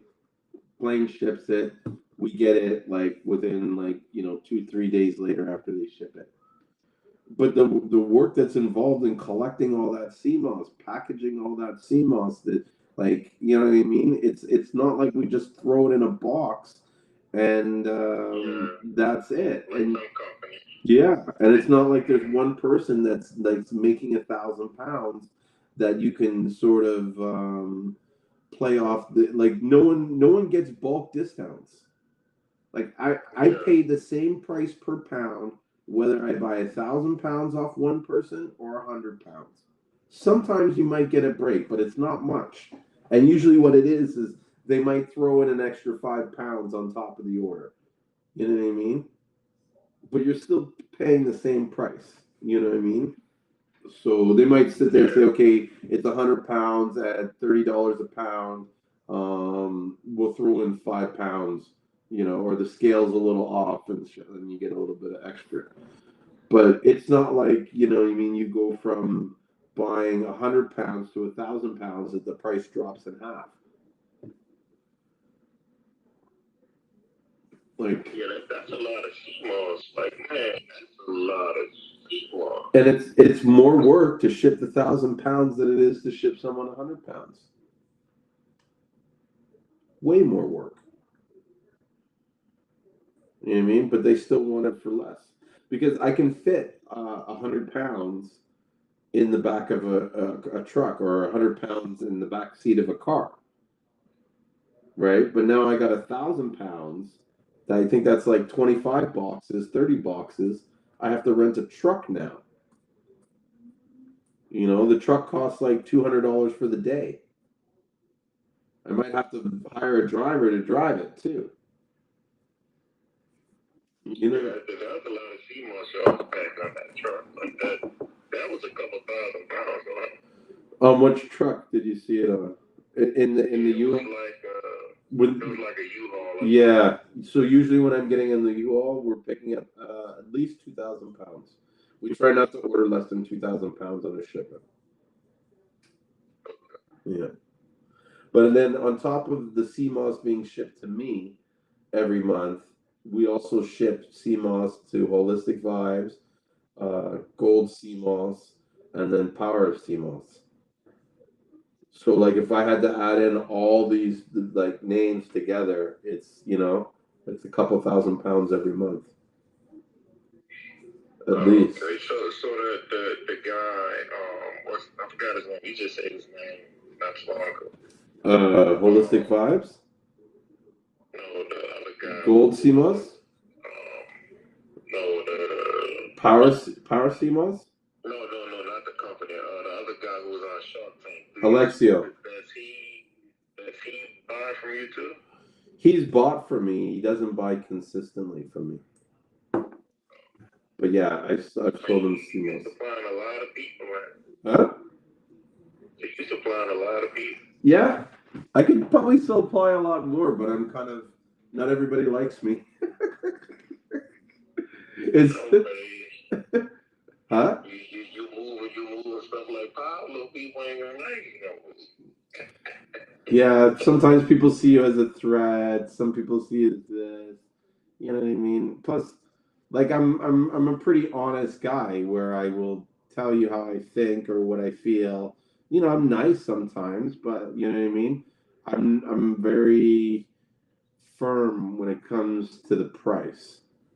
Like you can't get one over on me in a sense. Like I would sooner lose the business than to cut costs, because I feel like it's at the end of the day, it falls on the back of the farmers. Yeah. Do you know what I mean? Like I can cut my. When are you gonna start selling honey too? Yeah, I'm gonna start selling the honey. We're gonna do our first harvest in about a week or two, and then we'll do another harvest towards the fall, like October. So this harvest is not going to be too much honey because I don't know, for some reason they haven't been bringing in a lot. And but I also think there's an issue with some of the hives. The hives seem really aggressive because my partner in the honey, he was out on the farm clearing some bush, and he said that the bees started attacking him, and he wasn't near the hives. And usually when that happens, huh? No, it's not funny, but No, trust me, and they chase I've you. been out of that. I've had, and I think it's because we introduced these new. I bought this one hive from this company called Dancing Bee. They had this sale on hives, and one of them was like a really aggressive hive. Like even when we were loading it up on the truck to take it, it was like they started swarming us and stuff. And so ever since then, I've noticed a change in the temperament. But it's also, I think, partly because I'm not doing like if you do regular inspections in your hives and stuff, it's almost like the bees get used to you being there. But if you don't come there for a while and you just show up, it's like who the fuck is this? You know what I mean? And then they start attacking you and stuff. So it's partly my fault as a beekeeper. I'm not there enough, and I've left a lot of the hives to sort of develop naturally because at this point we're not really doing honey production. It's more about um, building up resources for them. And so my experience from beekeeping is that you don't really tell the bees how to do their job. You know what I mean? You give them space so that they can do what they need to do, and then and I don't really need to go in there and make sure the queen's there because I know, like, I can look at the hive and say, okay, it's functioning. You know what I mean? They're growing, they're doing this and that.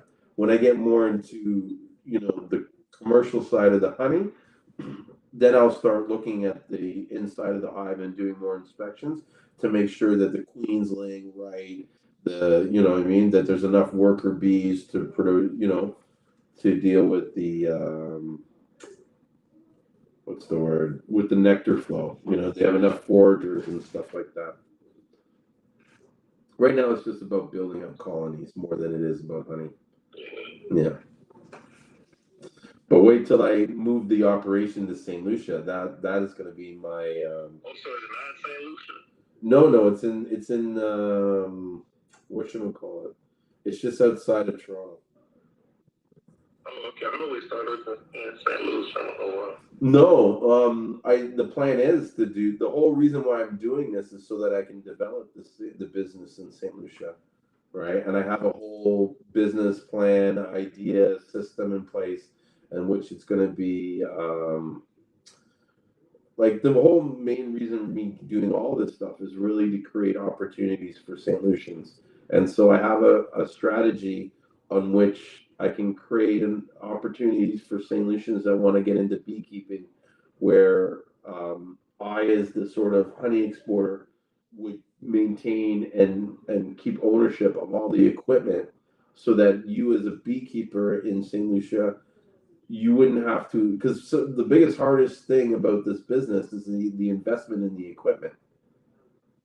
Yeah. Right. So if I develop a business where I supply all the equipment and all the bees and everything, and I'm going to create like a factory that's all we really do is make bee equipment. You know what I mean? And then we make this bee equipment for all these farmers, or say you come to me and say, hey, I want to be a beekeeper, I want to develop honey.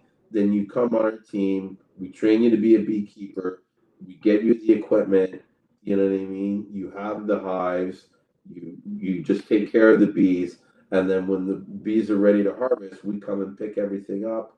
We weigh it, this, that. We bottle the honey, and then you know what I mean. We pay you a check. And one of the things I want to do is have it in such a way that you, as a beekeeper, still get to keep a portion of the honey that you produce to sell by your own means. But the majority of the honey will be purchased by us so that we can sell it and export it. Oh, that's cool. Yeah. And so it's almost like anybody that's serious about doing it, it's an instant job. You want to, you need to make some money. Okay, you have some land, come see us, and when you decide you don't want to be a beekeeper, you call us and we pick up all the shit and say, okay, you know, agreement's done. We get our equipment back, and everybody's happy. That's cool. Yeah. But I'm a honey person. I buy honey everywhere I go, every state. Everywhere I see like local people selling honey, I stop and buy it. St. Lucia has some of the best honey, and it's probably like it would win awards around the world. One and two, it could fetch a high market value. Like I've been doing research before I was into CMOS. I had been researching 2.5 years about the bee industry in St. Lucia. And in fact, when I went down there when I first started the CMOS, the original plan was to start the beekeeping business. You know what I mean? It was just that I had CMOS that, like, I wanted CMOS for myself. And then when I met Ashen and I seen what was really going on in the island, I was like, okay, this is like a no brainer. Like, we're going to create this business. We'll do the bees later. Now it's CMOS time, and that's what happened. I fell in love with the water, Yusuf. Really, truly, I fell in love with the water, like going out into the ocean and planting and stuff. I felt like if I could do anything right now, that's what I would be doing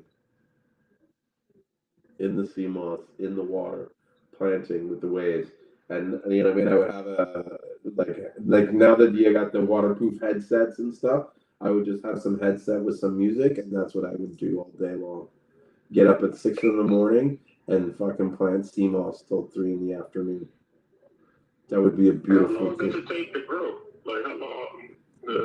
This, Precise time. I think it doubles in size every week or every 2 weeks.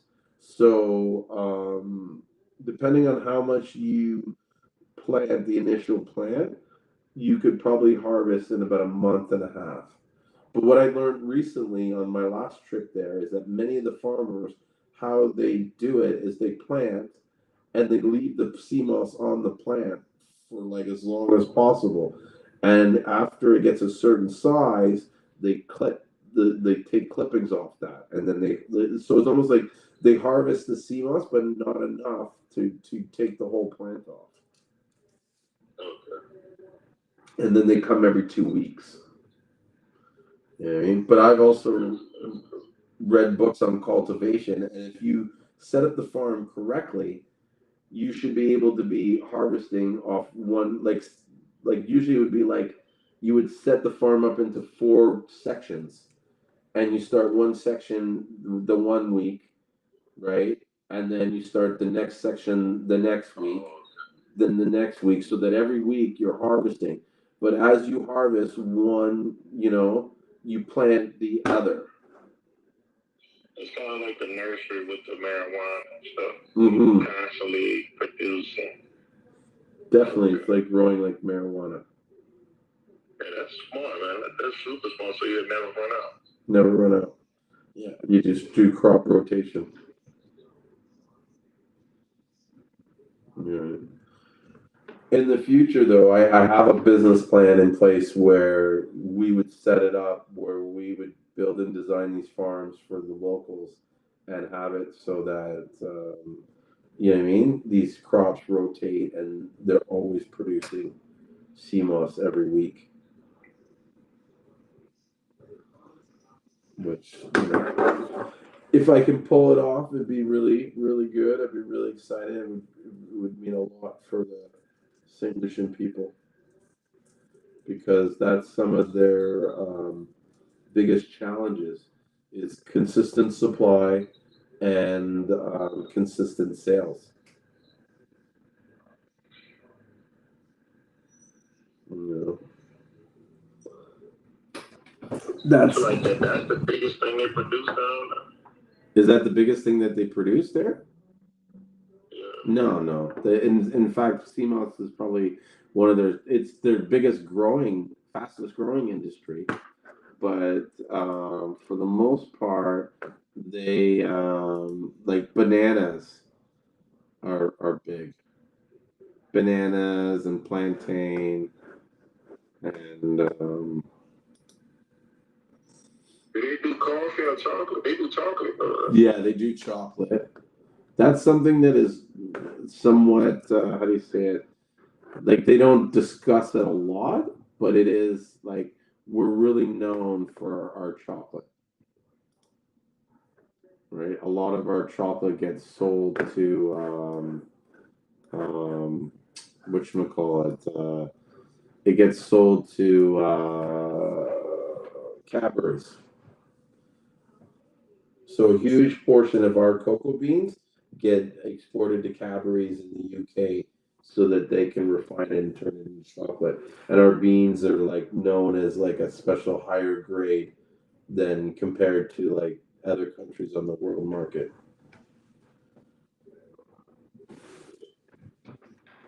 That's cool. Right?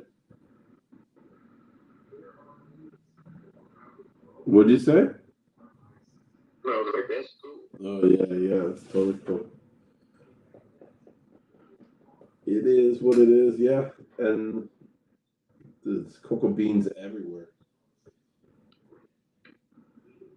So it's like if you wanted to start your own chocolate factory, it wouldn't be hard to do, especially if you wanted to do it on a small scale.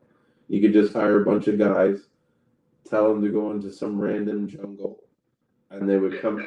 I'm dead serious, bro. And they would come out with like bushels of like cocoa beans because they could just walk everywhere, you know. And then boom, bam, start roasting it. Like I know one guy, one friend of mine. This guy has like 48 acres of land of just like pure coconut trees, and he's like, yeah. He says, and the locals pay him like $100 for them to load up as much coconuts as they want. You know what I mean? And so they go there, load up on the coconuts, and then they bring it into town and turn it into the local water and stuff. You know how much you can do with coconuts? You can use the whole thing. You can use the coconut ash. You can take the coconut root. The coconut root is good for that's good for the reproductive system. I didn't know that. Yeah, you can use coconuts for a lot of things. Like, you can use the coconut ash. Like once you burn it, it's like active charcoal somewhere. So you can use that too. Yeah, well, I definitely know it's got a lot of good, like, natural properties. I mean, the coconut itself is like, oh my gosh, bro. Like, that will cure any hangover. That and the jelly. You're feeling weak at all? Ugh, pure energy. You know, pure energy is cool. You know what's really crazy? Pure energy. Not many people have tried it. Have you ever had royal honey? Wild honey? No, royal honey. Oh, I was just about to ask you that. Yeah, I had raw honey. I think that comes from that honey is the honey that they put in like the chambers. I guess when they're making nuclear beans and stuff like that. Yeah. It's like for certain bees within like the honey. Yeah, that stuff is super super expensive. I actually have some in the truck right now. Yeah, sorry, not royal honey. I meant to say royal jelly. Yeah, royal jelly. Yeah, I know stuff. Yeah. So royal jelly is the food that they feed to make the queen. Yeah, the queen. That make the queens. Crazy shit, bro. You should have multiple queens within one beehive. Huh? I said they should have multiple queens. They don't though. It's only on a. It's not. It's one, but you can take one and make it a queen. Like I see how people double like their beehives. Like I don't know how they do it, but they'll take a bee like one of the females and like they make it like a queen. I don't know how they do it, but I'm like, man, these guys are smart. Yeah. The guy right here double like his beehive. He basically split them and it becomes like he keep doing it. Yeah. I was like, man, that's smart. Yeah, so it's crazy. Like, so what you're talking about, I think, is like when you do splits, and so as the bee colony space becomes constricted, the bees sense that they're running out of room, and so what they'll do, because they're constantly producing, like that's all they know to do is produce, produce, produce, produce, and so when they start running out of space, they're like, shit, we need more space, so they'll start producing a new queen, and just before that new queen is about to hatch, the old queen will split with half the hive and they'll take off. It's called a swarm. They swarm together and they leave. And then the new queen emerges, she mates, and they build a whole new quality. Like that's how they expand the colony and have the genetic diversity and stuff like that. Yeah. Yeah. And so you can force that by basically taking the queen out of the hive. And once the bees know that there's no queen there, they will take a bee larvae and build like a queen cup, what they call a queen cup, and they'll put the bee baby in there, and then they'll start feeding it royal jelly, so it turns into a queen. Yeah, basically, yeah, that's what it is. Yeah, that's but exactly what it is. you can have two queens in the same hive. It's only on rare occasions will that happen. But most parts, if there's two queens in the one hive, they'll destroy they'll destroy the weaker queen. Yeah. Yeah. Like they'll figure out. Honey, bro, jelly, that's really expensive. That was back in the day they call it like the food of the gods or something like that. Like golden nectar or something. brain food, bro. It tastes. That's literally what it tastes like. Is brain food. It tasted like liquid energy. Like when you taste it, it's just got this like yogurt sour taste, but it's like got this metallic, like it just like literally tastes like liquid energy. It's like putting your tongue on a battery. It's like iron. It's iron. It's like iron with like I can't explain it, but it's like an iron. It's like a shock. Like you know, you get a shock sometimes when you eat stuff like under your tongue. I guess. Yeah, the little tingly thing. That's what it's like. Yeah. Yeah, it's crazy. Super expensive. Super expensive. Oh yeah, the relic because it's hard to make, right? How they make it is they trick the hive into believing that they're breeding queens, and so as they're breeding all these queens, just before they're about to cap them, the beekeeper will come in and remove the frame with all the queen cups, and then he'll kill all the larvae. He'll take all the larvae out of it, and then scoop the jelly out of it, and then put it into a basket. You can actually. So when y'all pull, okay, it's something I saw a few times, but like when they start collecting the honey, is it still larvae in there? No. When they start collecting the honey, what do you mean? Yeah, is it? Do Oh, you mean the jelly? Like, yeah. I'm just saying, like the honey period. Like, do y'all still see like the larvae in some of the, you know? So if you're talking like the honey that you bottle and that you eat, no, because what beekeepers do is no, I'm saying when y'all take it out, do they still have like some of them in there? The honey you're talking about. Yeah, like when you take the cone out, do you still see some of the larvae in there? So there's no larvae in any of the frames that they store honey on. Okay. Yeah. Yeah. So the beekeepers set up the hive in a way, they put what's called a queen excluder, right? And so what the queen excluder does is it keeps the queen in what they call the brood box. Now the brood box could either be one or two boxes, but it's the area where all the bees are basically laid. All the legs for all the bees are laid. And so there is some honey there, right? But they will store honey and pollen to keep close to the bees that they're breeding to so that the food is close by so that because they make this thing called bees bread, which is a mixture of pollen and honey, and they chew that up and they ferment it, and that's the protein that they get for the bees. and to grow. And Do you collect that too? No. No. Yeah, I'm reaching. No. but so the honey, there's no larvae in it because we don't extract the honey from the brood chambers. We put these extra boxes on called supers, Okay. and so those are the ones that get removed to to harvest the honey on. Okay. Yeah, you don't want I was just wondering because they used to sell them like that in the store. Sometimes you see the cone, and sometimes you still see them in there. No. Like, we New Orleans, was real country, but that was local stuff. Like, and I still eat the wax and everything. Like when I want the honey, just give me the whole cone. Yeah. I'll take it all. Like I want my honey blended up with the cone. I don't want it separated. Mm. Yeah, So if it's pollen, I'll take that pollen too. It's all good for you, It's all good for you. Oh, I mean, you don't eat larvae, but I mean, the nectar, the pollen, that's all good stuff. The what do they call it? The royal jelly, all of it. Yeah. Yeah, it's all good stuff.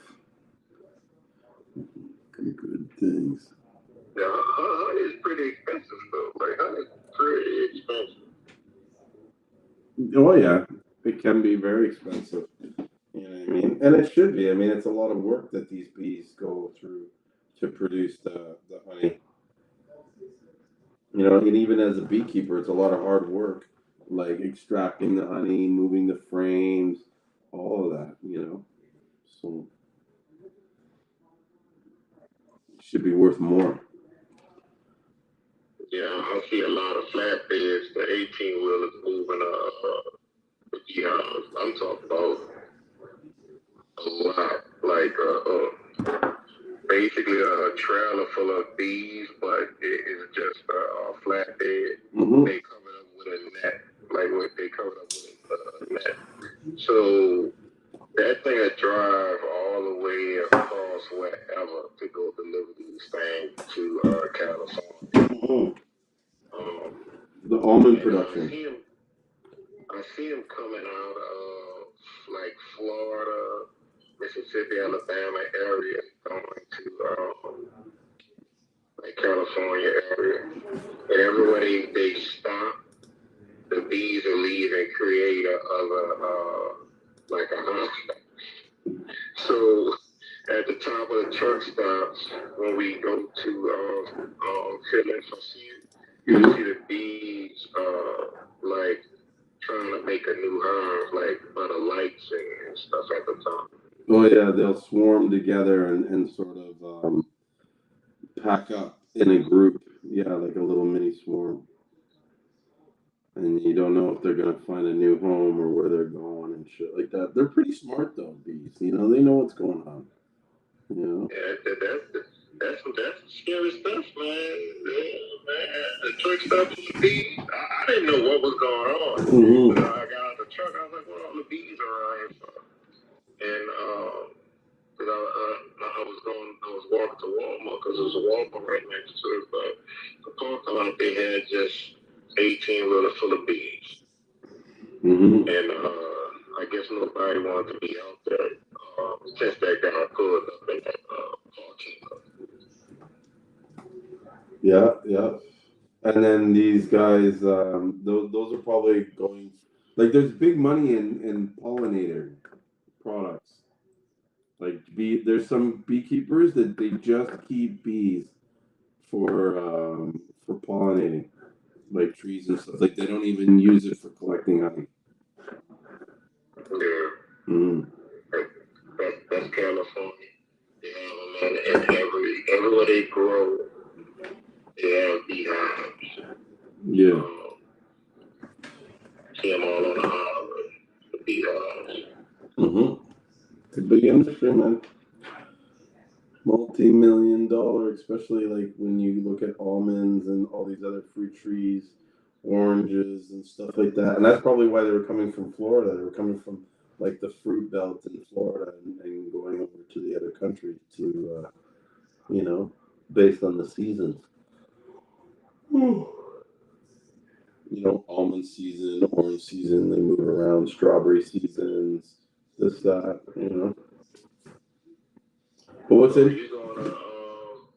you're not gonna produce raw honey, right? Huh? So you're not gonna do raw your honey. I mean the raw jelly. No, I don't think we'll do royal jelly. At least not in for the first couple of years. We might do it like say 5 years from now. You know what I mean? When we have a bigger like because it takes a lot of resources for bees to create royal jelly, and you would need like at least 5, 10 hives dedicated just to producing royal jelly and not honey. Because if you have them producing queens, they're not going to produce as much honey as they would if they were just producing honey. So it's almost like you'd have to dedicate like the hives that you're using to make royal jelly. That's all they do is make royal jelly. You know, but it's possible. They have it. I wonder if there would be any difference to the quality of royal jelly produced in St. Lucia as opposed to royal jelly produced in like China or Japan or something like that. It would taste. It may taste different, but it's always going to be a difference with honey. That's the thing I like about honey. Because the honey that's produced where you live at, that's more conducive for you. Mm-hmm. So like that's the thing I like about honey. That's wherever it's grown, if you live in that area, that's the honey most likely you should take. Um, let's see, you have like the manuka. I think honey, they make the bees get pollen from a certain plant and stuff. Mm-hmm. The honey over here is honey over here. I ain't gonna say it's trash. But let me tell you, it tastes. Everything tastes like wildflower, like clove. I don't really care for the clove flavor. Yeah, the clover. Clover is a big nectar source. Yeah, that's just how that's how the honey tastes down here. I don't really care for clove too much stuff. It's a lot of wildflowers and clover and stuff. So, but the manuka honey it's only found in like a small region, which is New Zealand and Australia, because that's the only place where the manuka tree grows. Yeah, that stuff is super expensive. It's like a small bottle for like $50. Yeah, and the reason why is because it's very hard to produce like high grade manuka honey to make sure that the bees are only coming from that source and stuff like that, and then it's tested, and it's like based on the levels of whatever is reading out, it determines the price of the quality. The higher the level, the higher the medicinal value and stuff like that. And what it is that people like, I guess, what it is about the product that makes it so valuable and highly sought after is that bees naturally produce a form of like natural peroxide in the honey. Yeah. Right. That's why it's good for colds and stuff like that because it has a natural.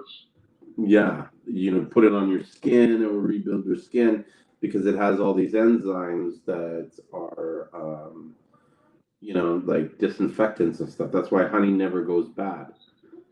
And so it's been reported and tested and proven that the manuka tree increases the amount, like bees that feed off the manuka tree for honey, it increases the levels of this natural peroxide in the honey.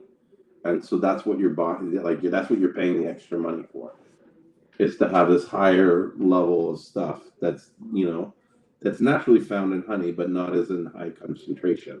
But manuka is like it's like off the charts compared to regular honey.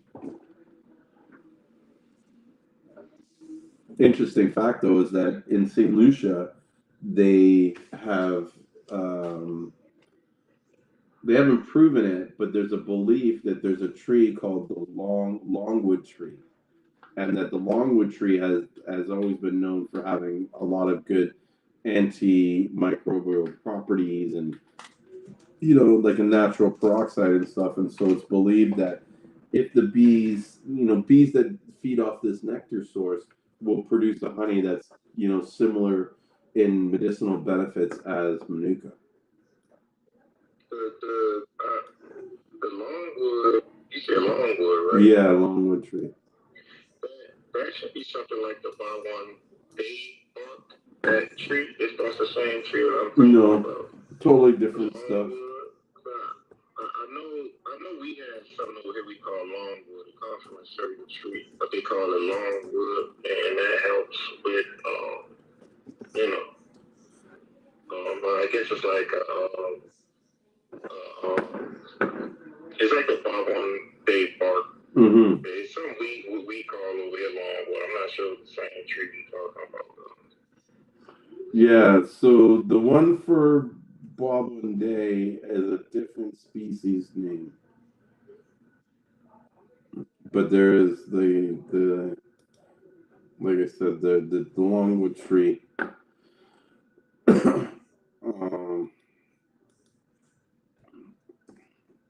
They excuse me. They use it to make a lot of charcoal. Interesting enough, in St. Lucia, yeah. Like it's almost becoming extinct because so many people have been using it for the longwood. Like the sort of started using it for charcoal.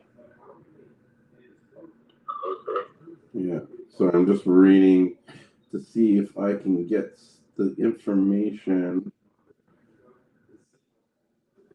in on St. Lucia. But I think one of the guys that was like big in the honey scene in St. Lucia, he's actually left the industry and he's no longer like there anymore.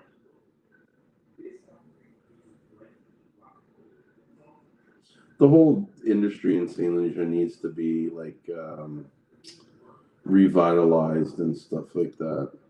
So we'll hope that changes. Mm-hmm. Let's see. Let's see what happens. Oh, look at this. Sarah Seamoss is on here. I'm gonna see if she can come and do the live stream. Oh, she's gone. She was here for a minute. And now she's gone. Some of these guys, they jump in, they jump out, they never stay long enough to learn anything. And like they'll watch and see us kind of rambling, and then they're like, "Oh, this is boring." But it's like if you waited a minute or two, you would get. It's like you're missing out on all the opportunities because you're impatient. you know. But yeah, I can't seem to find any information that I had found. I wonder. I think he was called the Honey Steward.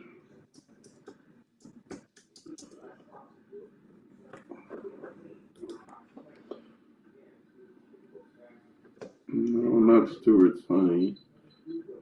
I would definitely get into beekeeping though. That's something interesting. With beekeeping? Oh yeah, it's a lot of fun. I mean, it's a lot of. I say it's really rewarding. Like when you get into it, and.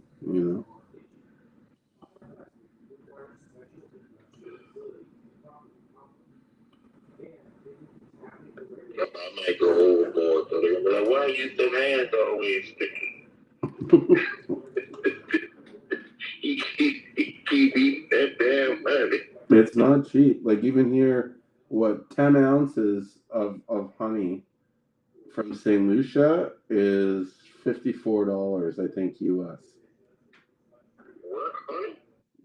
So 10 ounces, like a 10-ounce bottle of honey from St. Lucia. On this one website, it's selling like for $54. Mm-hmm. The honey is expensive.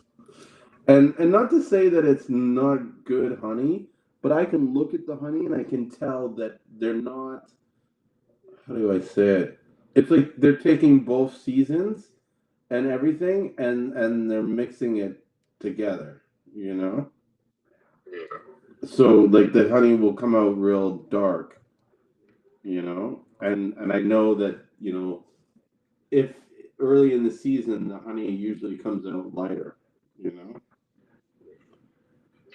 Yeah. Hey, what's up? I seen you there, so I said, oh, maybe I can get her to come in and talk to us. Sure. How you doing? Good, good. This is Joseph, and what was your name? Margaret? Or Yes, I'm Margaret. yeah, that's what I thought. Cool, cool. So you've been selling CMOS, or what are you? 2021. You're the only person I order from. Oh, yes. It's always there. See, Yusuf, I pay these guys to come in on the live streams and say all these amazing things. So if you're wondering why, it just seems everybody that's what happens. It's the truth, though. You know, when it's the truth, everybody agrees. You know. No, it's good CMOS. You know what I mean? Good quality. And sorry, I'm just reading someone's website. These guys have a lot of information. Oh, look at my website, Julian, too. Look at your website. You know what's interesting? I'm on this guy. This video that they're using, like this video is like so old. Anyway, sorry. I always laugh sometimes because these guys they're always like showing like, oh, we moved so much CMOS, but you'll see one video of them moving that CMOS, and it's like, you know what I mean? 5 years old. So, what's your website? I will put it in the chat. Okay.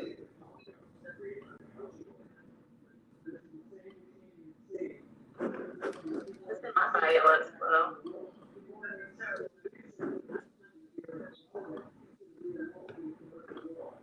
Did you post it?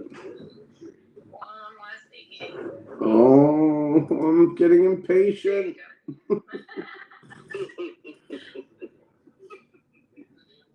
Green is the new black.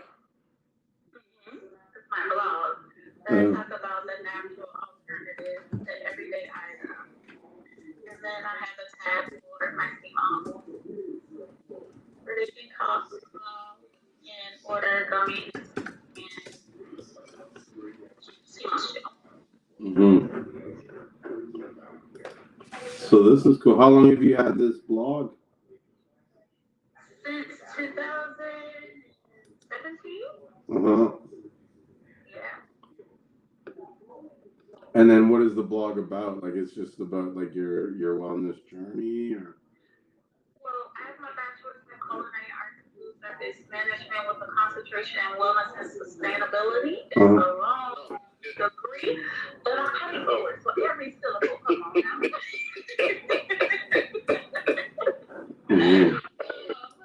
So I studied homeopathic cuisines as well as homeopathic natural ways to heal yourself. My mom passed away from cancer when I was 17. Sorry to hear that. It's all good. It's been 15 years this year. It's crazy. But during the time she was in remission, her doctors taught us a lot of things that will cause her cancer to come out of remission. And so we learned that lunch meat can induce her breast cancer to come back. Game, tide, are high in formaldehyde, which causes cancer. Petroleum jelly, fabrics, Lysol is a registered pesticide, but they still were able to finesse the system to sell it. So we learned about all of these products and what they do to your body because your skin is your biggest organ. And so a lot of just teach the goal is minorities because a lot of the time cancer in our communities is not genetic, it is environmental. My mom's cancer was not genetic, it was environmental. Mm-hmm. The stuff that she put on her skin and what she put in her mouth. And so the goal of my blog is just to be an educational resource to teach you how to make everyday items that you would use that would cause cancer or cause cell mutations. The alternative to that. So I have recipes for fabric softener, for laundry detergent, for hand sanitizer, yeah. So a lot of different things on there, but of course, Amethyst Naturals is my biggest like tab and most frequent traffic tab on my website. Yeah, it's a cool site. You know, very simple and clean. I can't see it. What you don't? No, I'm on the phone. I literally can't. Yeah, I know. Well, I got a couple of computers in front of me. That's how I'm able to do it. To look on it. Do you get a lot of? You follow me, so it's in my bio. You can look at it later. We're not online. We come from a little bit of the same background. I heard you say culinary. Yes, which I hate every bit of it. I left. I stopped dealing with food. What is it been 6 years? I dealt with it for 15 years, and then I just left. I was in there for 20. Lord, 20. 20. You don't look like you are that old. I got my first job at Lone Star Steakhouse. Yeah, been confident since I was 17. Actually, my birthday is tomorrow. Early birthday. Yay. Thank you. So I'm getting old, Lord. That's a blessing. Some people don't get the privilege to get older. And that's really the goal of my website is to teach people how to eat healthy and to take care of their biggest organ, which is your skin, and be cognizant of what the products are doing to your body when they accumulate. So, yeah. And Seamoss is a big thing with that because for sure. Seamoss itself is so good for your health and your immune system. It pulls out heavy metals too. Yeah. Which is what most of the time is what causes cell mutations, to cause cancer, to cause heart disease, digestive issues. It's not something that's talked a lot about because, of course, it's a $1 trillion industry. Because you put something on your skin all day, every day, if you really think about it. From the soap that we wash our hands with in the kitchen.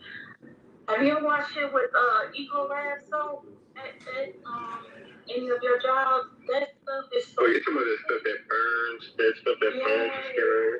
Yeah. It's horrible stuff. Yeah, you use it for 3 days. The next day, like your hand is going to be like cracking, bleeding, and shit. Cracking, bleeding, dry. The gloves don't help. The powders and the gloves don't even do it even better. Exactly. So my goal is to just educate people on how to take care of themselves because the Bible says we die by the lack of knowledge, and knowledge is easily available. But I want to be a hope for our community to say, like, oh, I want to change my life. I want to change holistically in every area, and be a resource for them to go to my site and learn more on how to do that transition. That's good. That's pretty good. Like, I started getting into, like, as far as, like, health in other ways, too. Like, I started learning about like fabric and cotton and things like that. Like you should go to sleep with linen sheets and covers and blankets and stuff like that. That are breathable. And it doesn't create static electricity, because static is the thing that's going to drain you of energy. That's why a lot of people feel weak. And you should wear like cotton. You shouldn't wear like anything that's like synthetic or any different, anything that's not natural, like cotton, linen. Silk sheets, and it's like you can't. Yeah, like silk. Silk isn't good for you either. Like, yeah, silk isn't good for you to sleep on at all. For some apparent reason, they took all the linen sheets out of hospitals, because that's what they used to use back in the days. Yeah. Linen sheets and things. Because they've made it cheaper. Corporations have made the prices so crazy low that companies have whole departments that is like, how can we get our bottom line down this month, this year? And that's what makes it easy for them to go away from things that would be beneficial to your health, but also you are more valuable to them sick than you are healthy. They don't want you to know the information. Keep coming back and buy this drug from us every month. Yes. We drug dealers, but we the good kind. My sister, and when COVID just came out, she got COVID, which is why when I first purchased my first order from you, Julian, was just for me and my family to like prevent us from being sick. Two of my sisters are immunocompromised, and so I purchased it. And like the other girl that was on, I immediately noticed like the smell and how clean it was. So yeah, I made that for her. Nice. And I make my own elderberry syrup. I made her elderberry syrup, and then on my website I have a immune boost tea, a recipe for that. And I made her that and some soup as well. They're all like anti-inflammatory, and she beat it within like a day or two. Wow. So people really don't understand, like, if you give God created our body to be able to heal itself. But you have to feed it the foods and the resources for it to heal itself. So as long as you give it what you need, which is Seamoss, you'll forever be healthy. I ain't been sick all year. I never been sick. I never get sick all day, every day. Yeah. Like if I get sick, it's like for a few hours or something, I take a couple like vitamin C and it just kills it. Real fast. Or it's like, oh shoot, I didn't take my Seamoss yesterday or today. Let me go get some Seamoss and then I'm all better. Seamoss is pretty good. Like I really have to because I'm not consistent right now, like with anything. Because of the job, but Seamoss, I used to just make gallons of it and just drink it every day, all day.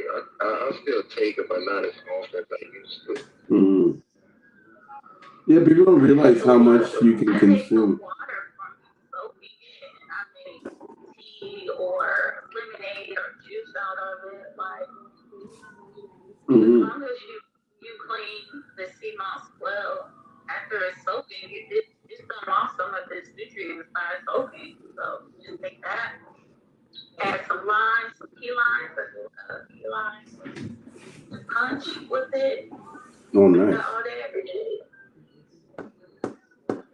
Key lime punch. And where do you get your key limes from? I was getting them from Amazon, but Amazon stopped selling them.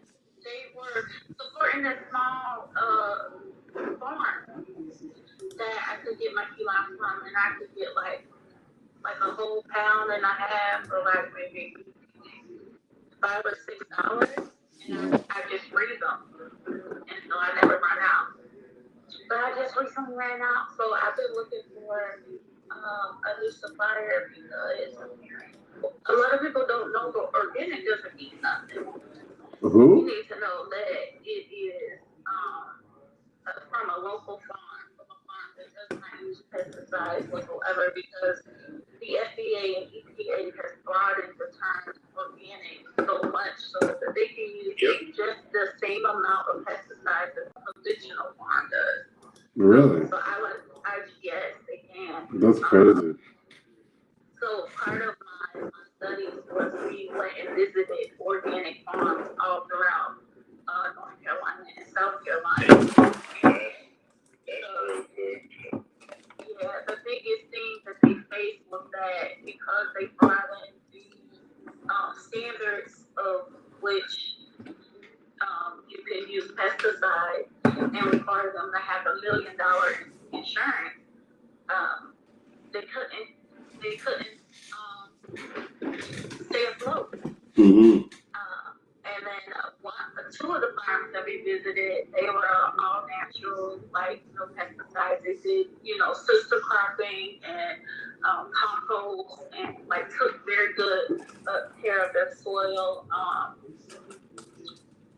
Monsanto, which is, if you don't know who Monsanto is, it's better known as Johnson & Johnson, Procter & Gamble. Monsanto is their parent company, and they were originally the company that created that orange gas that killed all of those veterans in the Vietnam War. And they had to repackage themselves because after all of those soldiers died, they couldn't get any contracts. So they repackaged themselves as a genetic modifying company. And so they genetically modified what all of the things that you really see at a grocery store. And so, that's like if you get watermelons without seeds, you can't find a watermelon without seeds. But the nutritional value of a watermelon with seeds and a watermelon without seeds is drastic. Like, you don't get the same levels of vitamin K and nutrients from the watermelon if it is from conventional and genetic modifying. So it's really hard, you really see, to find fruits and vegetables that still have seeds in them because of the way they genetically modify them to make them be more beautiful.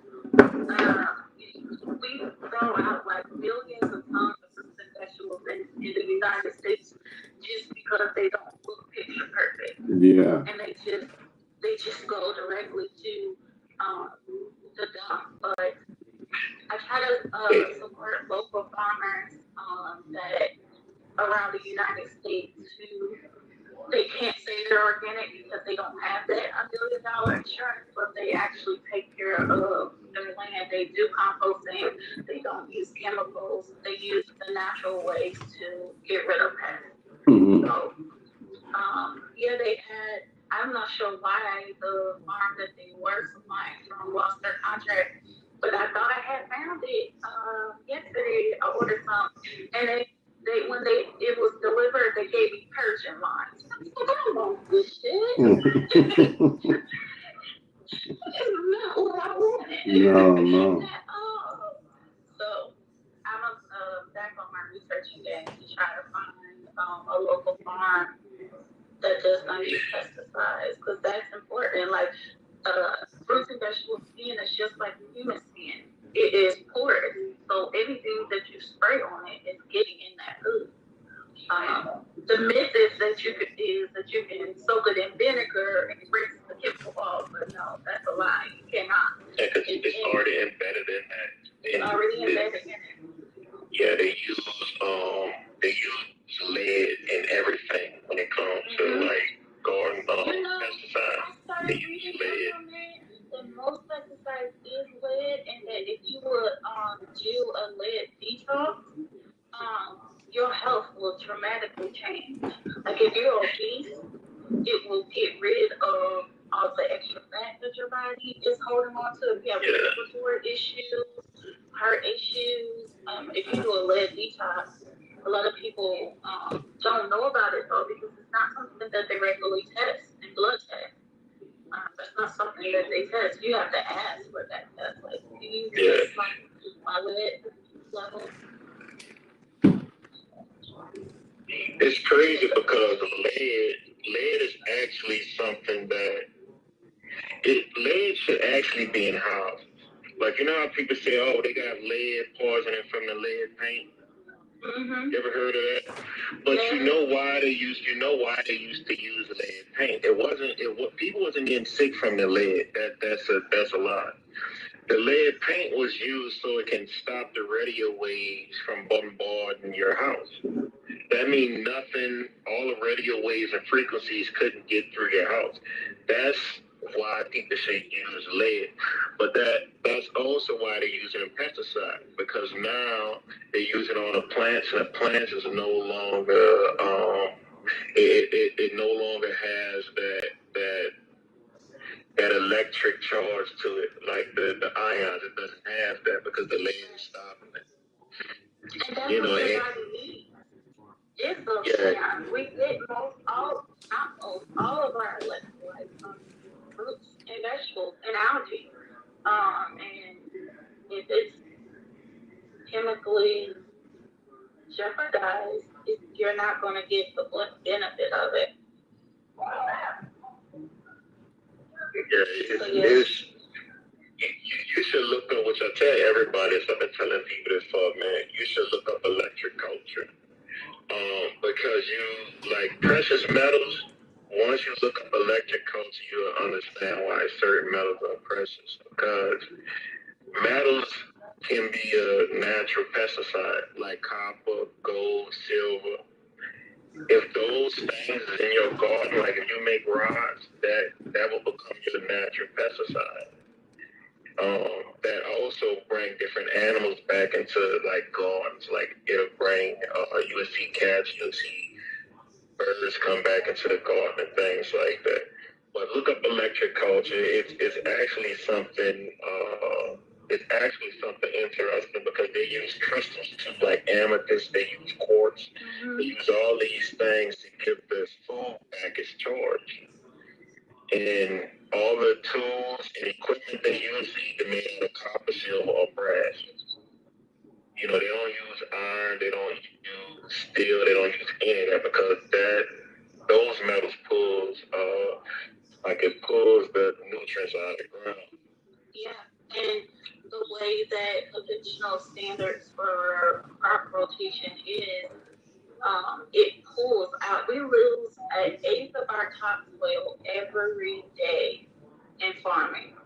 And soon, if more local farms don't have the courage to farm, we're going to lose valuable soil to even grow fruits and vegetables in this country.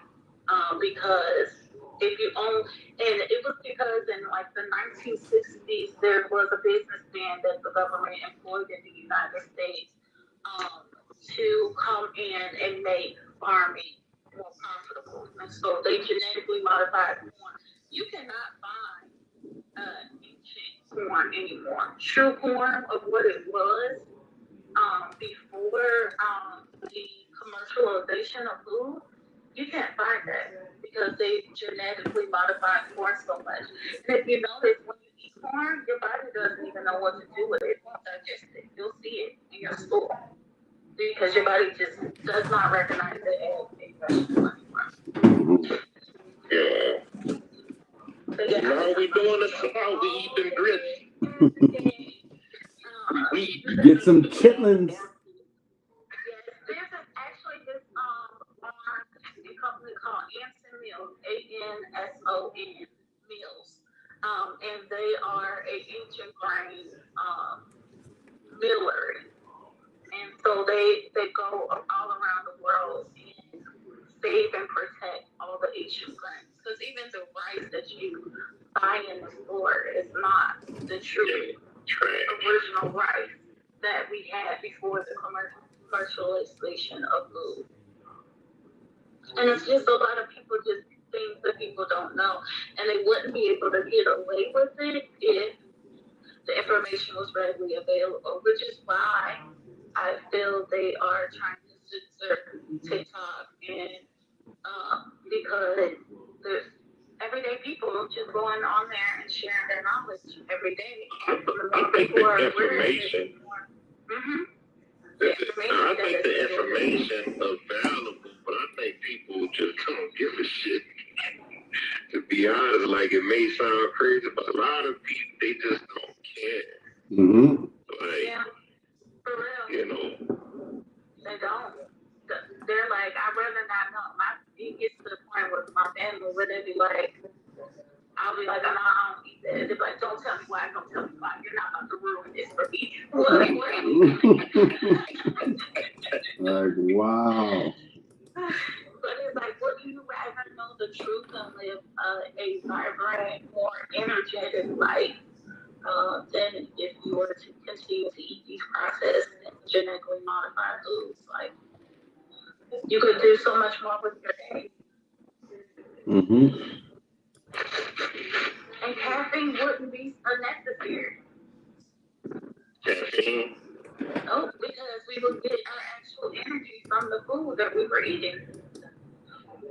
It's not always attended, but genetic modification, it's done a lot of good things by giving us a diversity of fruits and vegetables available. However, that's done a lot of damage in the actual nutritional value of those fruits and vegetables. Yeah, cultivation is beneficial, but when they start genetically modifying things, that's when it gets bad. But people, which some people be like, oh, he hybrids.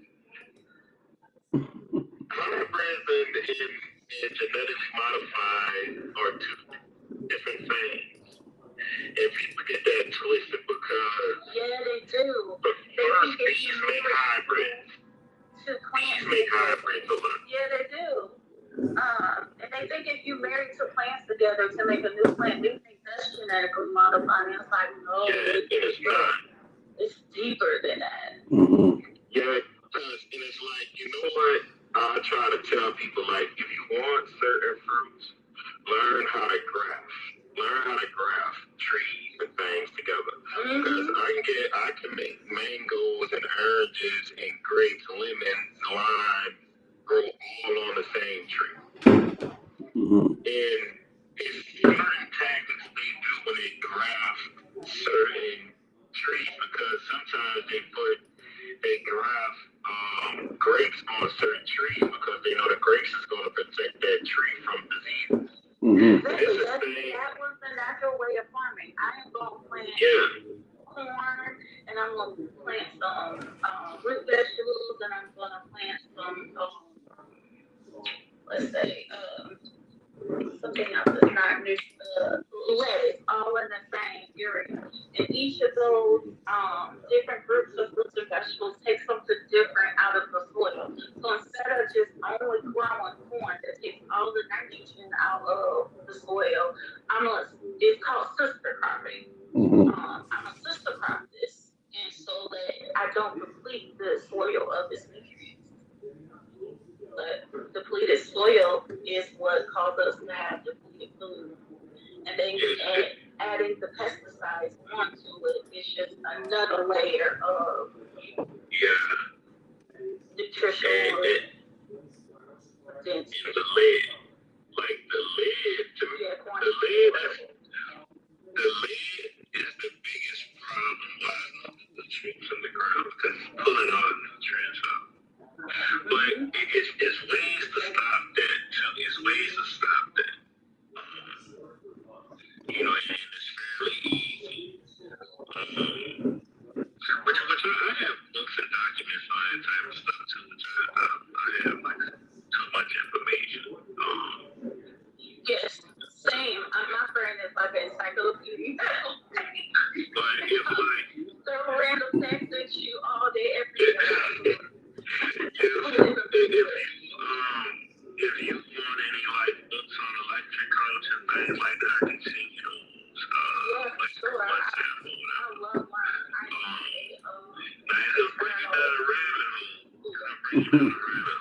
Yeah. Yes.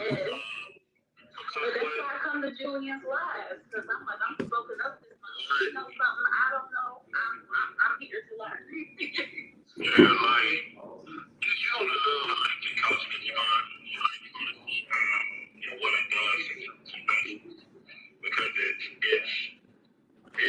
you don't go down a rabbit hole. I'm just gonna say it to you. No, but I understand because all food is alive. Raw food is alive, and it's intended to be eaten that way so that you can get the energy from it. But like you said, the way conventional farms, we don't get that energy from the food. Yeah, I'm familiar with it, but I'm always welcome new information. So I would love for you to send me those books.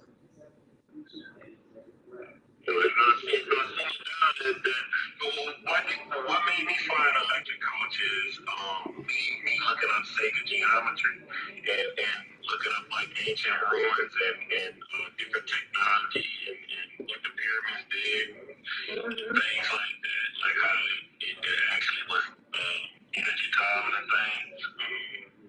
But that's the thing that got me into electric coaches. I just stumbled upon it trying to learn how to create free energy. It's amazing. It's some amazing stuff because you see how big Sugar was around Cabo Gold. And I think that's why they put all of those precious metals out of the ground. Because now trees and plants and things won't grow as big as they used to. The more electricity that trees and plants get, the bigger they get, the more nutrients they get. And as long as you have gold, copper, and silver in the ground, that's the thing that's going to pull the nutrients back in the ground. So, like, that's the most important thing. Like crystals, people laugh at crystals, but crystals is real good to have in gardens. Because they, it gives the plants that charge. Quartz is real good for that. You should always have quartz in your garden and stuff.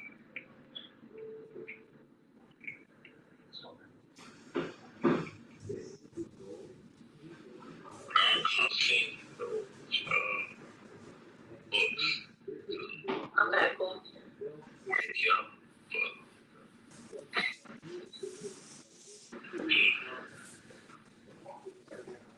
But just even speaking about electrically charged seamoss, like it literally grows in the ocean, something that's always moving.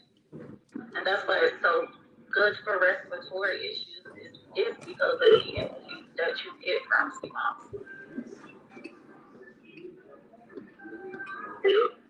So what did you think of my website, Julian? It's good. Critiques? I think it needs more information. But how long have you had the website? For the Amethyst Naturals part of the website, since 2022, so like a year now. Mm-hmm. I'm always adding in and revamping, so I'm welcome to your insight. So add more information about Seamoss. No, just even. Do you think I should add it more to the top of the page, or because I feel like if I added it to the top, then it'll be like, well, what do I order? What do you think? Well, I think you should put more blogs, right? Because you only have, it looks like maybe 10 or 15. Yeah, I've been focusing more on the amethyst natural than I have been on the green and blue black. But you're right, that's on my to-do list is to publish more blogs because I have a lot in my drafts. I just need to publish more. Because this can be used as different things. Like one, it can be used for drawing traffic to the site. Right, people will look for recipes and stuff and find you, and from there they find out these other stuff, right? And then it's also like social proof to show that you know somewhat of what you're talking about, because many of these people try to claim that they're experts, but they really don't have. Right. Yes, we all know. And so the best way to show that you're an expert A true expert is through your knowledge, you know.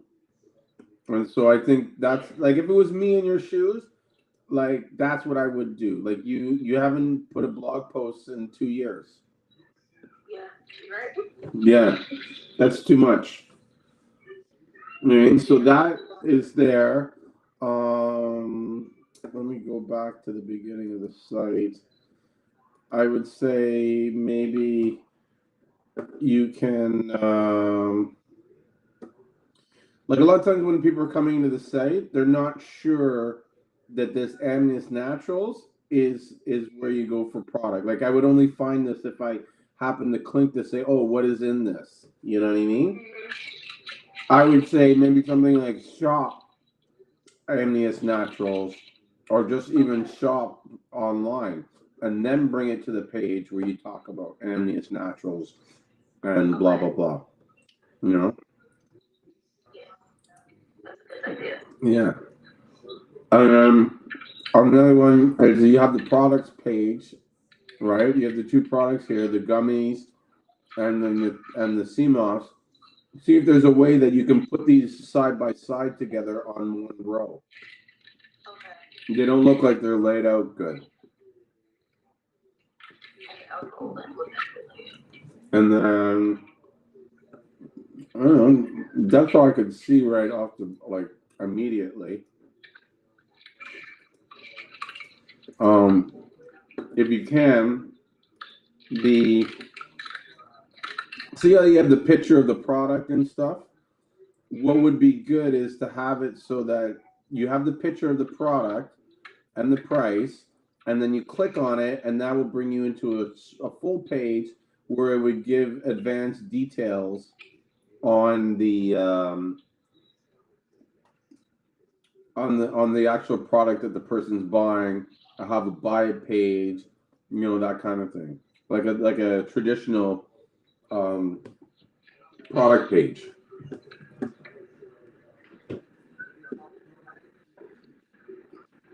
So yeah, and then other than that, everything else looks pretty cool. I like how you got the reviews where they're like images.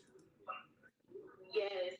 So you just to me, like if I have too many, if there's too many words on the website, I'm just gonna scroll past that because they they say the average attention span has been so decreased because of social media and how you see the info on pictures. I was like, yeah, let me put it in pictures. I would do both. Like I would create a section or an area where customers can submit feedback or reviews, right? And then I'd also have the same page to do because some people like to read the reviews. Some people like to read the novels. You know, I always read the reviews to gauge a true aspect of the company, and depending on how the reviews are written, will indicate to me whether or not the information's accurate. Gotcha. Yeah. And what software do you use on your website for people? Shopify. Yeah, I use Shopify. But I only have the buy button, and I was just thinking yesterday I should just upgrade to a full site so that I would have that capability.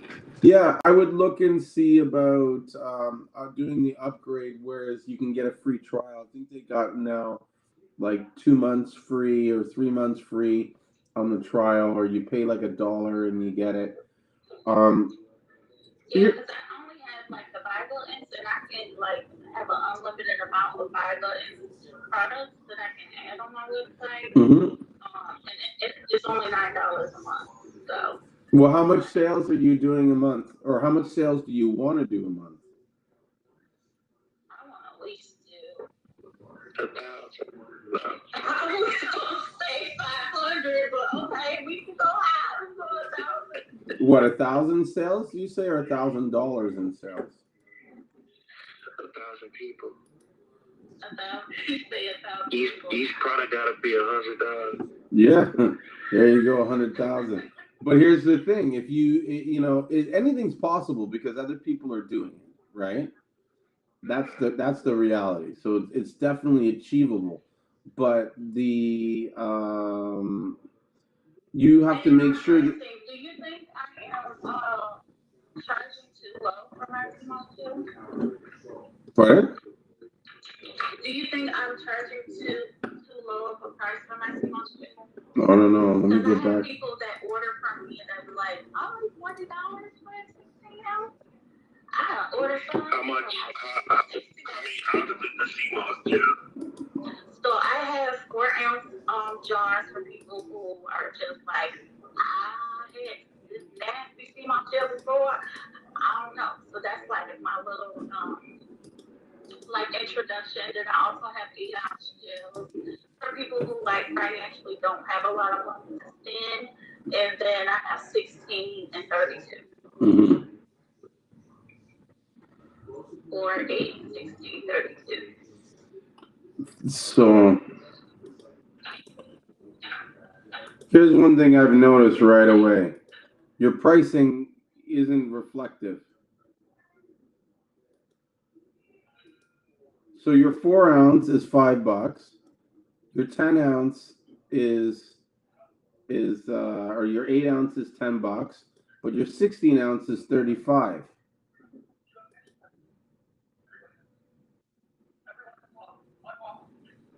What's stopping me from just buying the 8-ounce and buying two of them to get the same amount of 16 as 30? You know what I mean? Yeah.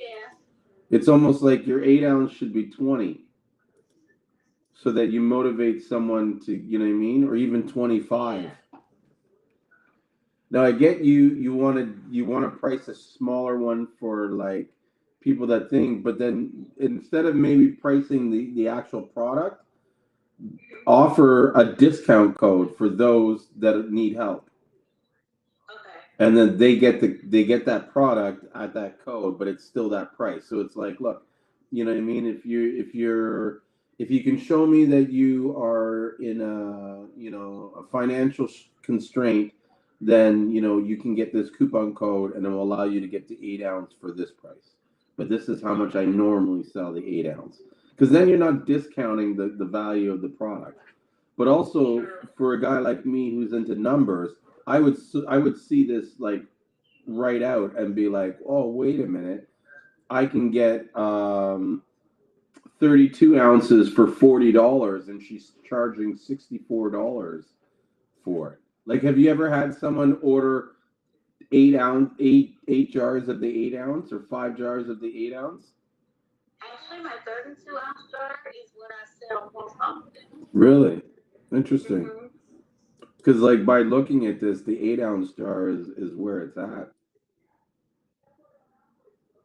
Yeah, I'm gonna change that person like revisit it. Yeah, you can get 4 8-ounce jars per thing. You know what I mean? Yeah. And I would even say to people like, okay, yeah, put it on your website. Like, if you're having financial difficulties or issues, or like we want to make sure that our health, that everybody gets access to the health. So if you're in a financial constraint, just reach to us and let us know, and we will work something out for you. You know what I mean? And you have a program for doing that. And you can even do something where you can offer it to your other customers, like, would you like to donate, like, buy this much, and we'll take a portion of that sales and add it to someone who can't provide. Financially. Yeah, so now you say something like say buy 4 2-ounce 32 jars, and we'll put an extra $10 towards someone who can't afford CMOS, and we'll give away free CMOS or something like that. Yeah, that would be dope. Yeah, because there's probably a guy that buys 2 at a time or 3 at a time, and then he's like, fuck, I'll buy an extra one because I know it's gonna help these other people out, Yeah. and even show some of the people that you are helping in the community and stuff like that through these initiatives. Yeah, but definitely. Is my 16-ounce is 35 too low? So I think that 16 ounces, 35 is not a bad price. You know what I mean? Some people sell it for more. Um, so I don't think it's too, and I mean, some people sell it for less. I think you got to really kind of figure out how much money you want to make and how much effort you want to put into making that money. That's really sort of like, to me, like I've been pricing things for a long time. The truth is that the price is determined by based on what the market will bear. That's for anything. You know what I mean? That's why when you go to the Philippines or you go to Vietnam or whatever, you can get a Coca-Cola for 50 cents, right? Because that's what the market can bear. The market up here can bear $2. You know what I mean? If enough people complained about the price of pop and decided we weren't, price of pop would drop. You know what I mean? It's only the only reason why prices are the way they are is because people are willing to pay for them. The moment we don't pay for those prices, you know what I mean? So you got to figure out, like I said, like how much work you want to put in to get that much, and then you got to get an idea of how much you can sell for those at that price. You know what I mean? And one of the things I was sorry. As they add flavors, then it goes up. So like my strawberry key lime is 40. Uh-huh. And I think the only variety that goes up is maybe just one fruit in it goes up to 40, and then if you want 2 fruits, then I do 45. Are you selling out faster than you can stock the product? Or are you sitting on product? I make it to order. Oh, okay. That way I don't have to, because I'm adding fruit to it. It reduces its shelf life. So. But you can always freeze it once you make it. That's true. Now that I know it doesn't affect its potency, because I've been researching it, and it's just like some people say it does, and some people say it don't. But I know you know Seamoss. So who cares? If you say it doesn't change the potency, then yes, I'm going to say. I'll say this. I don't believe that it changes the potency enough for someone to notice the difference. Okay, I got you. Yeah, because everybody freezes it, and there's no study that says, like, there's too many people out there that take their opinions and act like it's fact, and they don't separate facts from opinions. It's your opinion that freezing a thing, but there's no facts that show you. People barely even know what's in Seamoss to begin with. How can you tell me? How can you tell me that freezing is going to diminish it, and by how much? 2%, 10%, 20%, 50%. Like, you know what I mean? Like a lot of that stuff, it's negligible, and most people won't know. Like, just focus on making a good product. You know what I mean? Yeah. A good product that works. And once they taste my Seamoss, like they'll start out with the 8 ounce or 60 ounce, but once they taste it, they always buy 32 because they're like, I can't keep it in my house. My son can eat it all. So. Exactly. And you try and build it as like a lifestyle thing. This is your daily multivitamin. This is your, you know what I mean? Your like this guy earlier that was on the live. You want to focus on selling the solution, not the product. Yeah. You know what I mean? Like he said, I sell Seamoss, but I'm not selling Seamoss. I'm selling, house solutions. And the Seamoss. I wrote that down. That was brilliant. Like, especially because of like diet culture and a lot more people being more health conscious. Like, say you can. This is great to pair with your intermittent fasting. Seamoss in the morning. And it's about making. Out of all the people that buy off me in the quantities, he probably pays the most. He's never questioned me about the price. He's never asked for a less price. Do you know what I mean? And he pays like such a high price, but I guarantee you this: he gets the best Seamoss that I have. Yeah. Always. Like, never will I shortchange him. Never will I send him. You know what I mean? Unless he knows about it. But you know what I mean? He's always getting, because he never cracks. He never. You know what I mean? There'll never be a problem. Anytime there's a problem, I'll fix it. It's so high. Yeah. I couldn't see him. But this is the thing. A lot of people are always looking for the cheapest price, the best. You know what I mean? The lowest this, because it's But you this. get what you pay for.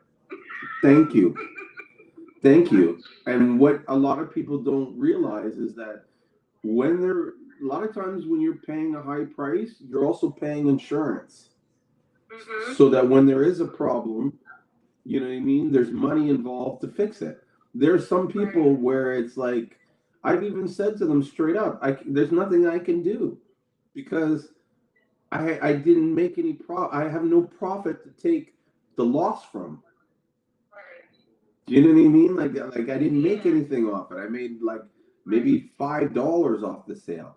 How am I supposed to return? You know what I mean? Give you $50 credit? Like I would be out of business like that. Yeah, you would. You know what I mean?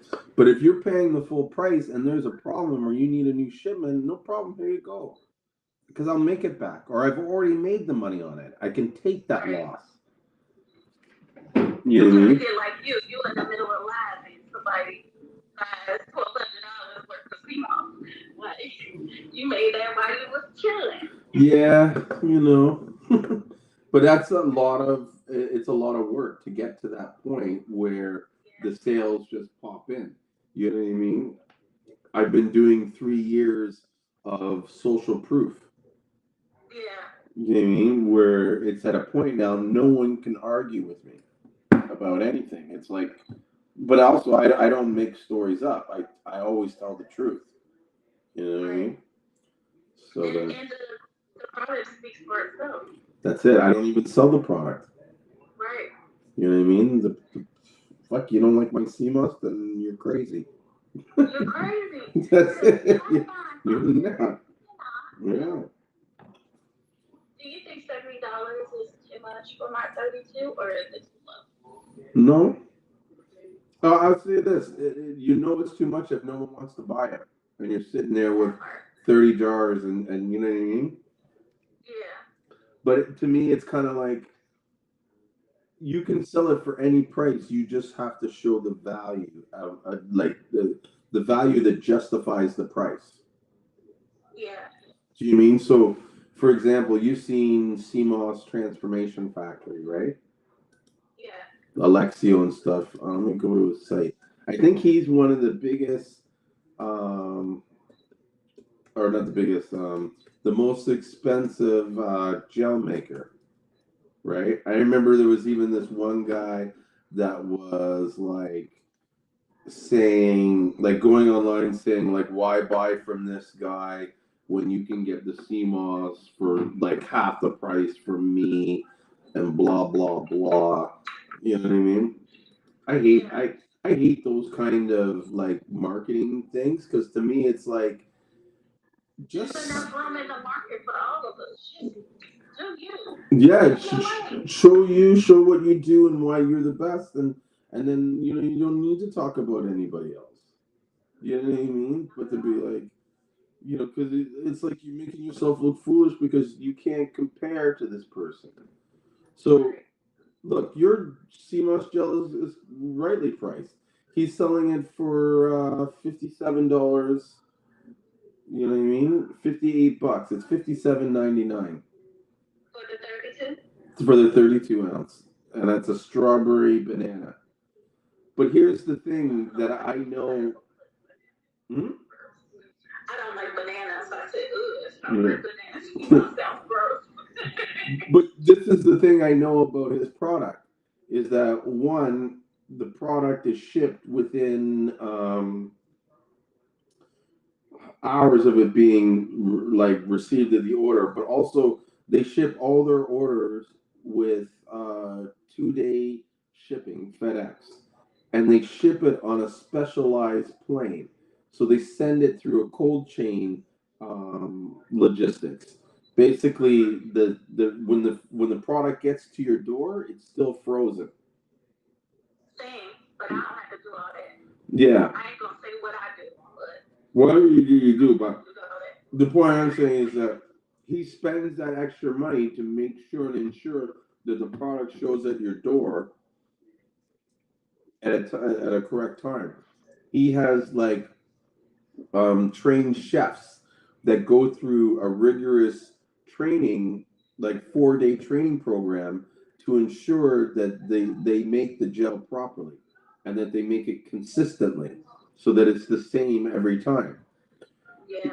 He has a 24-hour customer service department. You know what I mean?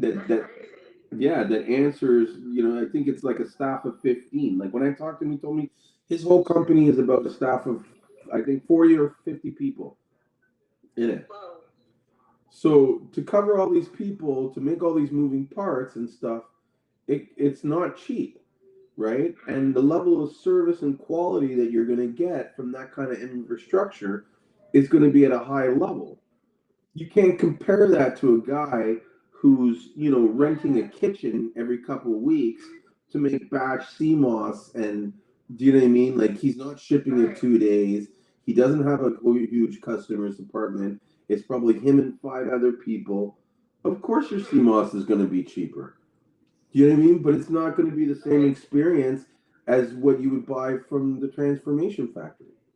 It's like you can't even compare the two. It's like comparing apples to oranges. It's just Totally. That's why you shouldn't compare yourself to other companies. What you should do is highlight the benefits of why people should buy from your company. If you notice in any of my marketing and anything, I never throw shade on anybody else or be like, well, you need to, if you're looking for a buyer, it has to be this and this and that. No, this is what makes us what we are. You know what I mean? I'm a believer that there's enough sunshine for all of us to shine. Yeah. Like you don't need to try to block the sun. No, and because naturally it goes without saying. If I come up and go on and say, okay, well, we're good because we take care of who we buy from, and we have a large, extensive network of farmers that we deal with, so that when we pick and choose a CMOS, if we don't like the CMOS, we're not stuck with taking it. We can go to someone else and buy it. And because we're buying so much, so consistently, the people will save the better CMOS for us because they know we pay on time and we do this. I don't have to talk about anybody else. I haven't mentioned a single person. It's naturally known in your head when you listen to all these points. You're going to ask, do the other people have it? No. Okay. Fuck. You know what I mean? I don't need to tell you that these guys don't have it. Oh, well, unlike all the other suppliers, we do this and this. Like, why would you even bring them up? Right. Talk about your product. Yeah. You all talk it. It's like, wait a minute. There's other suppliers? As far as I'm concerned, I'm the only supplier. I've never even, you know what I mean? I don't even think about those people. They don't exist to me. So if I wanted to sell your dry CMOS on my site, Yep. like buy it in bulk, what would I have to do? Place an order. And do you sell like the pouches like you bring it in? I don't, but I'm thinking I'm going to start. I'm thinking about creating like a little department in like a section for like say you want to be, you want to get into the business, then we supply all the products for you, like all the things that you need, all the supplies. But then also I'm thinking like we set up a system where we do all the packaging for you. Do you know what I mean? We do all the supply and even the actual boxing, like putting the stuff in a box for you or the bag. Because I can get that done fairly affordable in St. Lucia and have it shipped directly from St. Lucia to you. That would be dope. Yeah. I'm gonna email you. We even want to start doing it for those that want to get on to Amazon, so that you ship us all your packaging and everything. We package the stuff up and ship it right into Amazon for you. Yeah, that would be dope. I have a couple of locals that are like, I want to try to claim my own. And so I was like, I need to talk to Julian about like how I can go about selling the dry CMOS on my site. Because I have to buy a button and create it for it. But I just literally just had a girl text me like, do you sell the dry CMOS? But I'm not about to give her up my supplier. Yeah. I mean, yeah, it makes. I mean, sometimes people are always like, "Oh, I don't want people to know my supplier," but like the reality is this: just because she knows your supplier doesn't mean she's going to overtake your business. The only way she can, the only way, sorry, I say you right. the only way she can overtake your business is if she works harder than you. And if she works harder than you, then she deserves to She overtake you. deserves it. Hmm. Yeah. That's what people seem to forget. They're trying to control and master the universe, but really, there's simple techniques to be successful. Just work harder. That a lot of times people get mad at competition because it just means that they have to work harder. Right. It's like you have to show up. Exactly. But the I reality is started you know. the capsules because I think I make herbal capsules Mhm. and sell them locally, and so I was like, I can definitely like blend it because I know you don't sell the powder, do you? No, I do sell the powder now. You do? Yeah, we're just like low key about it because we don't have enough supply, and so I'm afraid if like put it on the website and promote it, that we'd always be out of stock on it, and I hate being like one of the things our sort of business model or a unique selling position is that we always have CMOS. Right. And so if I run out of it, then you know what I mean. People would stop coming to us because they're coming to us because they know we always have it. You know, when you're in So good. when a clutch, I I have a come through. really good blender. I'm just gonna put it in there and create the powder myself and make the capsules. So No, the powder we have is badass. It's the best it powder. is. Super All right. fine, very. I'm gonna get it from you. Yeah, I was actually just showing someone the other day where it is, but actually, let me go get it quickly and I'll show it to you. Okay.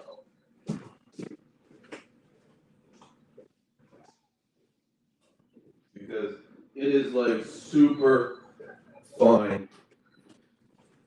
I don't know if you can see that. I can. Yeah, that is dope. Yeah. That looks finer than flour. It's like flour. Like literally That's dope. like flour. Yes. Yeah. Yeah, I'm definitely gonna order some. Yeah. So it's a little bit more expensive than the regular gold, but it's got value in the sense that it lasts a long time. Like I think it's The like shelf life is crazy. oh, the shelf life is super crazy, and you mean you can control the amount that you mix and make into the gel, and then I think it's like 2.5 or maybe 3 pounds of dried sea moss is required to make 1 pound of this stuff. Wow. And it's because it's so Okay. fine that it doesn't take up a lot of space. That is so dope. Hmm. Yeah, I'm gonna order some. So I will email you about selling the drive on my Okay. site as well. I'm Yeah. very interested in that You, because a lot of my customers ask. you have to. Especially if you want to keep the customers that you have and you want to scale and grow. I think that every gel person should have a dried offering, but what you shouldn't do is sell large quantities of the dry to your customers unless they like need it for a specific reason. And the reason why I say that is that when you give someone a pound of sea moss, that makes 16 jars approximately of sea moss. So, one jar could probably last you a month, maybe 2 weeks. Right. Do you know what I mean? So you're giving that person like a year's supply of sea moss. That's a lot of sea moss. You know what I mean? You Yeah, it don't is. need to sell the For a pound. one-time transaction. It makes more sense to sell 2 ounces or 4 ounces at a price under $20.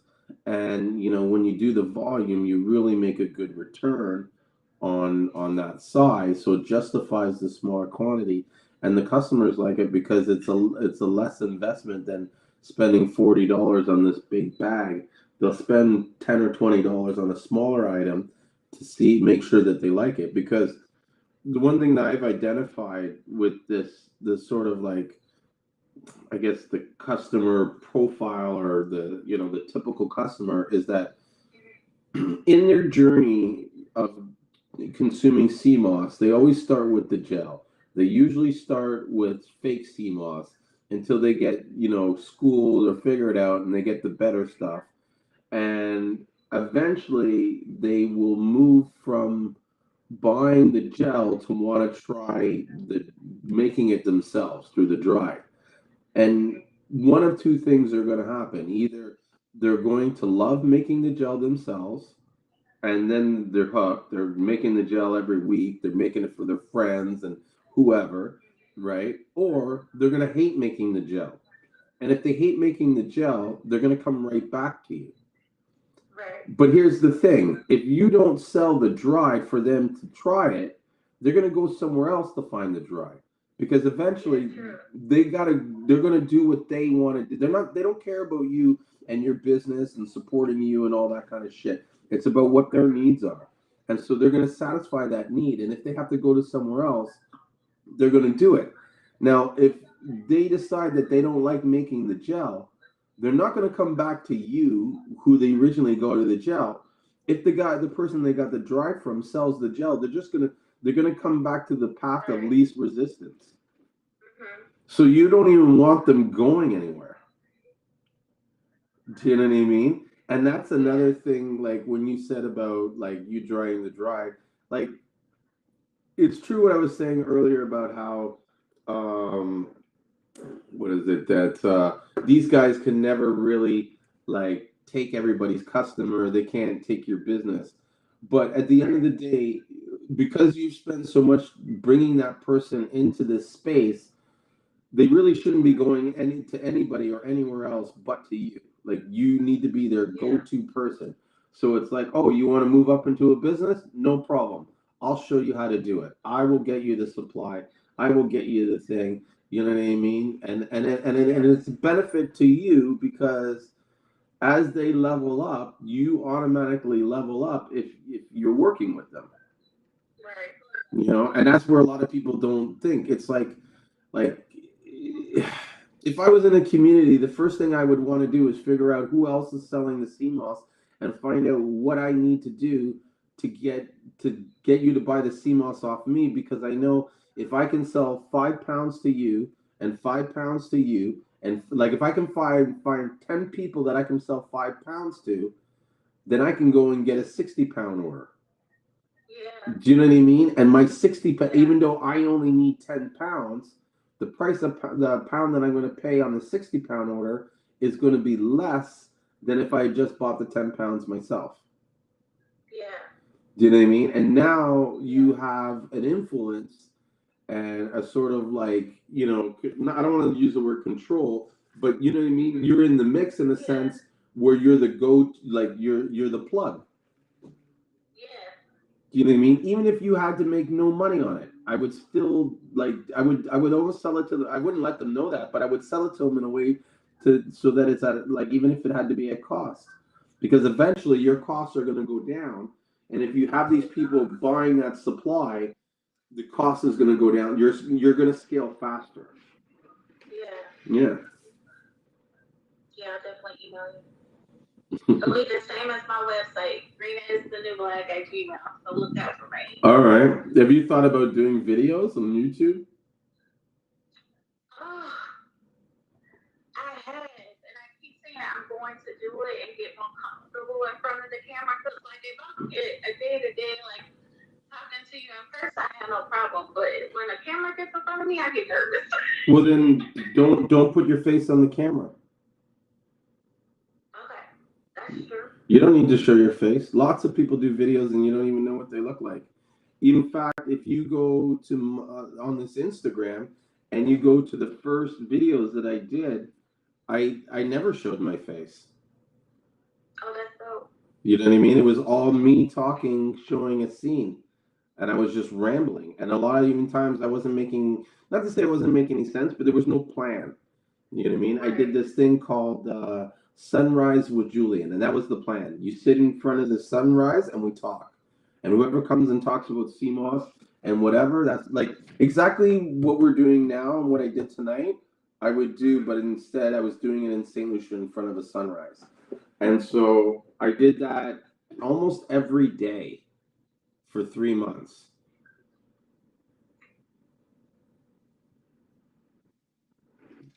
Crazy, eh? Yeah, it is. I Yeah. didn't know. I'm like, you can't see me, but I'm over here. Right? But here's the thing, because I did it every day and I did it for 3 months, it was like by the end, it was like, you know what I mean? I didn't care. I made so many mistakes. I did so many screw ups, you know what I mean? That it wasn't a problem. And this is what I've learned too, is that no one cares about your mistakes and no one keeps records of them. Do you know what I mean? So 90% of the time, your mistakes, they either go unnoticed or they get forgotten over time.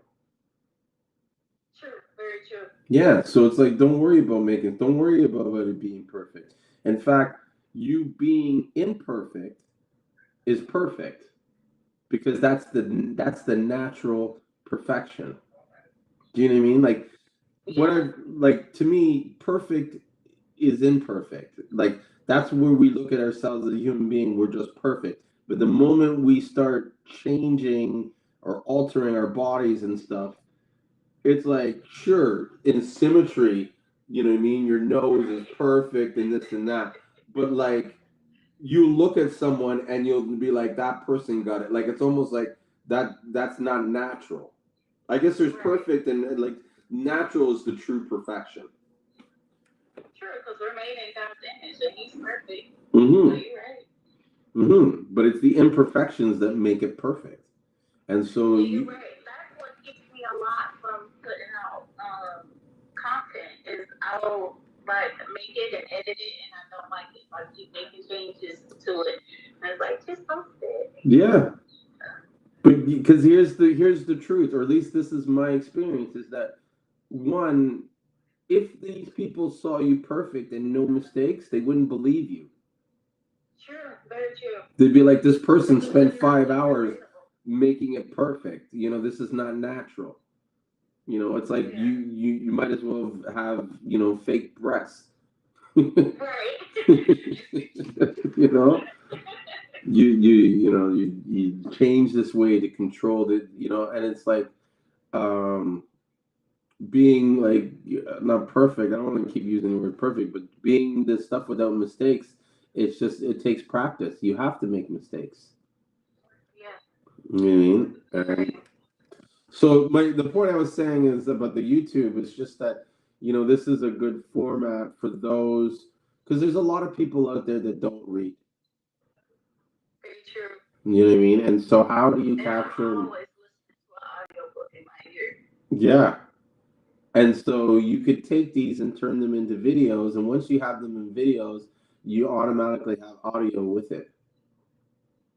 Very true. And in fact, you might even want to flip it the other way, where you do the video and take the video and you take the audio out of the video and turn it into a transcript because it's easier to do that now with AI, and that's your article. Yes, it is. You're right. You know what I mean? So you can almost speak your articles, and that might be easier to build the content out. And so even when you have it on your website, if you had what?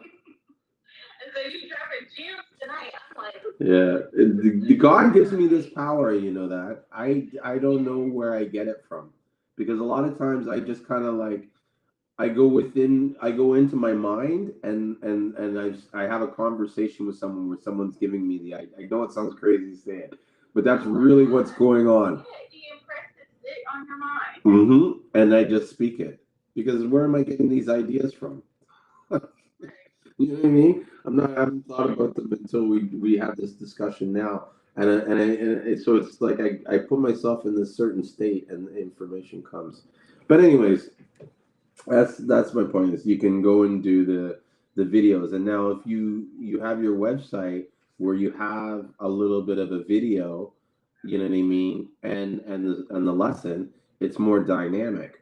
Or maybe you don't do the video and put an audio part into the text from the video. Do you know what I mean? And you say, hey, if you want to watch this, go to my YouTube channel and subscribe to my YouTube channel. But on your blog site, it's just got, because I think that's something that a lot of people, like a feature a lot of people aren't using that would be beneficial to a lot of readers, is like if I went to the website to read your blog, but then it's like, well, if you want to listen to this quickly, just click play and it's you talking. And now I get a connection of who you are and your personality because you're using that through the cadence of your voice and stuff like that. And that's going to build more like social proof and more connection. Yes. Because they're like, you're a real life person. You know, just someone to put words on the page. I love that. Yeah. You could even do the videos. Save the video for later, take the audio, use the audios for now, and when you get more comfortable with yourself being on camera, then you can roll out the video. Yeah. You have the power to structure it any way that you feel fit. This is your world. This is your design. Do you know what I mean? And to me, there's no real bad designs. There's just the wrong market for that design. And so if you're doing something and you're not, like, people are not like resonating it, it's more likely that the people that you're giving it to are wrong than the product is wrong. Because everybody's different. Yeah. You're right. So there's always a tribe out there for you. There'll be a tribe. It's just how long do you, how hard and how long do you want to work to find that tribe? Very true. But it's anything worth having is worth fighting for. True. True, if you really want it. If you don't want it. Well, this is something I've always said to people is that anything that's never worked out for you didn't work out because deep down inside you didn't truly want it. Yes. But if you really truly wanted it, you would do whatever it takes to achieve it. That's how crackheads still, like, how do crackheads stay with crack? Yeah, like every day. Yeah, after a certain point, they would be like, if they didn't really want it, but they want it so bad, they'll do anything. So it's almost like, do you want this as badly as a crackhead wants crack? And if you don't, that's probably why you're not getting it, because... That's a little proverb right there. I'm writing that down. Have you ever read this book? I keep this like handy by me all the time. Have you ever seen this book, Think and Grow Rich? No, but I'm about to get it right now. You have to get it. They have audiobooks that you can listen to get your like sort of like tongue wet on it. You've heard of the show The Secret, or the concept The Secret, or the video that they sold? Yes. This is the basis on which The Secret was devised from. Oh wow. This to me is the blueprint of manifestation. And what it teaches you, the main thing is about desire. Desire is the energy behind manifestation. Where it's like, if you could sit there and manifest and do all the mantras and all that shit, but if you don't put the energy of desire behind it, the universe will not answer to it. Do you know what I mean? And so the question is, how do you build desire within yourself? How do you make yourself want something? This book shows you that you can actually have it. But that's part of the desire. Do you know what I mean? If you can see yourself with it, you build that desire. Like, they talk about, like, you have to envision that you already have it before you actually have it. And that's part of building that desire, because you want it so bad. You see yourself holding it, you see yourself with it. You know what I mean?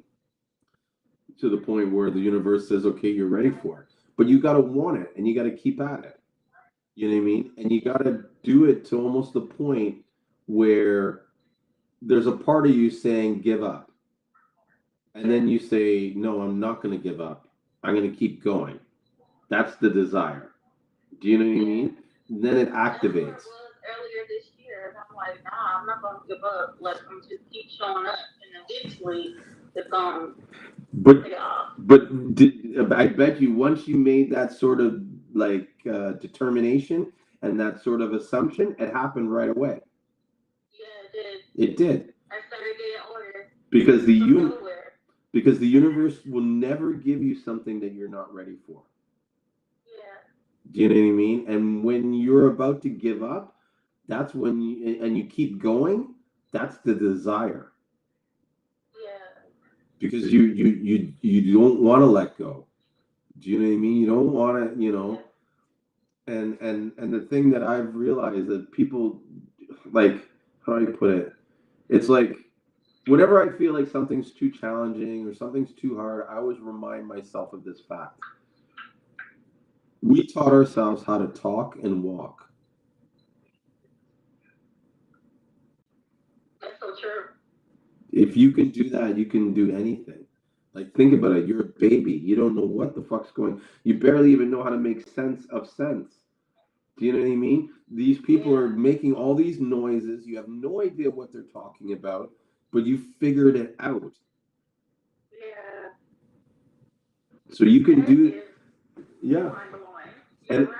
and if you look at what was the underlining like action that caused all that to happen, it was your desire. Because your desire as a baby is like, I need to communicate with these guys. I need to tell them what's going on in my head. I need to speak.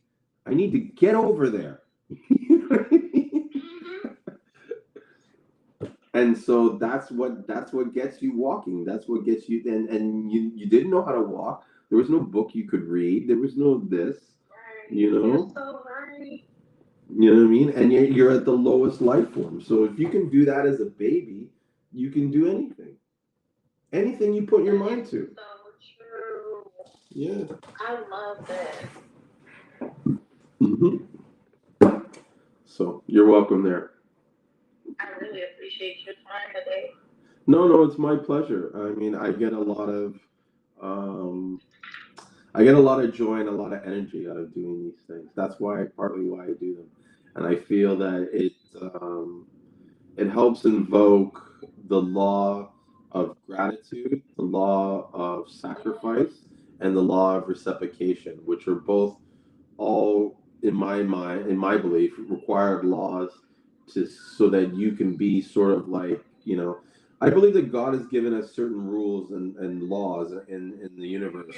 Whereas if we follow these laws and we live within these laws, then we have dominance over the world, and the world will bend to whatever our thoughts are. You know what I mean? And so, Yeah. Like the saying, you are blessed to be a blessing. Like when you really get that, mhm. you'll never have less because it's always going to be the best. Well, you want to hear one thought I have that I don't share with too many people, but like, have you ever wondered like how blessings work? Like how people get blessed and how these things work and how does God make these all these things happen? Well, my experience and my belief is that because God gave us the power, I forget how the saying goes, but it's something like man, um, it's like God can't do something on earth without man's permission. Right. Or man's participation. Yes, Yes, I've heard that. because he's given us physical dominance over the world. And so anything spiritual has to use man or have man's like permission or okay in order to do it. That's why the snake had to speak to the serpent had to speak to them because Right. the spirit had to get permission to get into the spirit the physical body of the snake and take control of the snake, and then he used the snake to speak to that person. And Yeah. where was I going with this thought? Fuck, I hate when. Was that they had to take that thought that the Oh, serpent was having and no, bring it no, out. no. I now I remember. So it's about blessings. So I believe that we are always being spoken to by God to do this or to do that. Sometimes you have these thoughts to do these random crazy things that make no sense, right? Yeah. Doing those is part of a process that unlocks other things to happen so that someone else can get your blessing. Now, if you don't follow that directed by God, then he needs to find someone else to work through to get to where he needs to go. And so that's why you can't really put a timeline on blessings, because it's not determined by an actual time. It's determined by the amount of people that agree to allow this process to happen, to participate. And so that's why a lot of times I just always go with my gut instinct. You know, if God, if my heart's telling me to give something to someone, I just give it. If my heart's telling me to go to this place and do something stupid, I'm doing it. Because a lot of times, or even speak to someone or help someone out and stuff like that, because a lot of times I've seen how my actions have you know what I mean, caused a chain reaction for other things to happen. And my belief is that the blessings never come from the person that you've blessed. So you like, you got to give with, like, without having any expectation of any return from that person. Do you know what I mean? It's like it's not going to come from the same source. It's never going. It never comes from the same source. Yeah. To the point where I know this because I consistently do it so much that it's like I do this thing and I'm like, okay, let's wait and see what blessing I'm gonna get. And then it's like 10 minutes later, the phone rings. Hey, Julian, what's up? I got $1,000 for you. It's like, God is good. He's so good. Yeah, like all the time, and just like crazy shit has happened to me.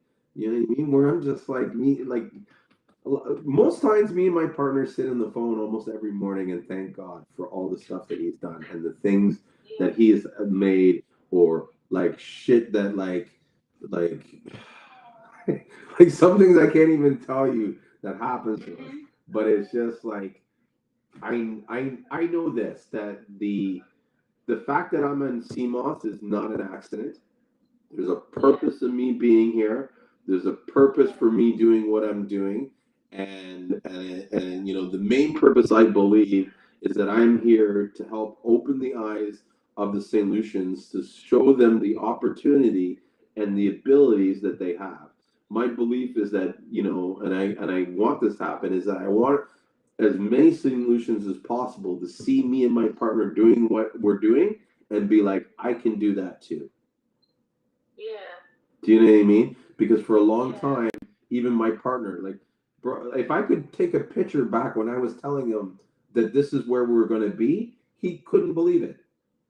Yeah. He was like, you being real perfect. Yeah, he's like, are you sure? You're sure? You know, and for a long time, he was going on like he was just talking, like he thought I was talking shit. And then I was, I think, a year or two into it, a year and a half, you know, almost 2 years into it, where he came back to me and said, "Okay, I get it now. I get why you behave the way you do, and you say the things that you do, and you know what I mean? Because, like, you know what I mean? It's just like the way the doors are open for us, and the things that have come our way and our path, and how it worked out. It's the only God, only God, only God can make that happen. No one can tell me God doesn't exist. Yeah, me either. You know what I mean? I lived in the Bahamas before I lived in Las Vegas, and I worked for the most racist people while I was there. And one day they had picked me up from the little cottage that I was staying in to go into work. I worked at their farm, and they picked me up. But when it was time for me to go home, they disappeared. They left. They literally left me at the farm, and my cottage is like 8 miles away. Wow. And so I'm standing at the entrance of the farm, and I just prayed. I was like, God, please send someone to give me a ride, because the road I had to walk down, it was like a pack of like 20 wild dogs that I would have to go through. And when I was on my bicycle, like biking next to them, they would be on, like, I feel the breath on my ankles trying to hit me. So I was like, God, I cannot walk down this road when I barely get by on a bicycle. And this couple just came down the road and was like, hey, you need a ride? And I was like, yes. And she was like, for some reason, God told us to come come down the street, and I guess you were there. And I'm like, yes. No. And they gave me a ride home, and I was after that moment, I would never doubt that he is real, because I literally was out on a dirt road in the middle of nowhere. It wasn't even a busy street, and they came down and gave me a ride. Yeah. And just like you said, something was telling us to go down this road. You know what I mean? And this and this and that. And so imagine they didn't listen to that voice. Right. Then your blessing, he would have had to find a way to bring someone else, and it might not have happened in time. You know what I mean? So like, you can't get mad when like God hears our prayers. At least I believe that. It's just a matter of he can't just always snap his fingers and make it happen. He needs someone to participate. Mm-hmm. Oh, this has been great. Yeah. That just blew my mind. Pardon? So good. Sorry, what did you say? You broke up a little. I said, that just blew my mind. Like, God is so good. Like, I never thought about it that way. Of like those nudges. If you don't choose to participate, you're holding back someone else's blessing. Mm-hmm. Because you just broke up the chain. Yeah, you just messed it up. But you know what? I'm thinking I'm gonna have to end this video soon. Not only because it's getting late, but also Shopify. Instagram has like a 4-hour limit. And if you go over the 4-hour limit, it just cuts you off and you can't save it. And we've talked so much in this video, I'd hate to not be able to save it. So I don't want to end the call, but I'm going to end the call in the thoughts of preserving this video for others to get some gems. For sure, because you dropped a lot tonight, and I really appreciate your time, and I will be emailing you tonight. Okay. You don't have to look at it until tomorrow. Okay, I'll do that. Get some rest. I will. Thank you. Hey, no problem. Take care. Bye. And we're done. Thank you guys for watching us at the Royal St.Lucian Seamoss Company. Let's talk about Seamoss, money making, Seamoss, whatever. Yeah. It was a good 4 hours that we just talked about. I haven't done this in a while, so I'm happy that people came on and we had some good conversations. And thank you to all those that stayed and watched the whole show. And with that, I'm out. Talk to you soon, and don't forget to take your Seamoss.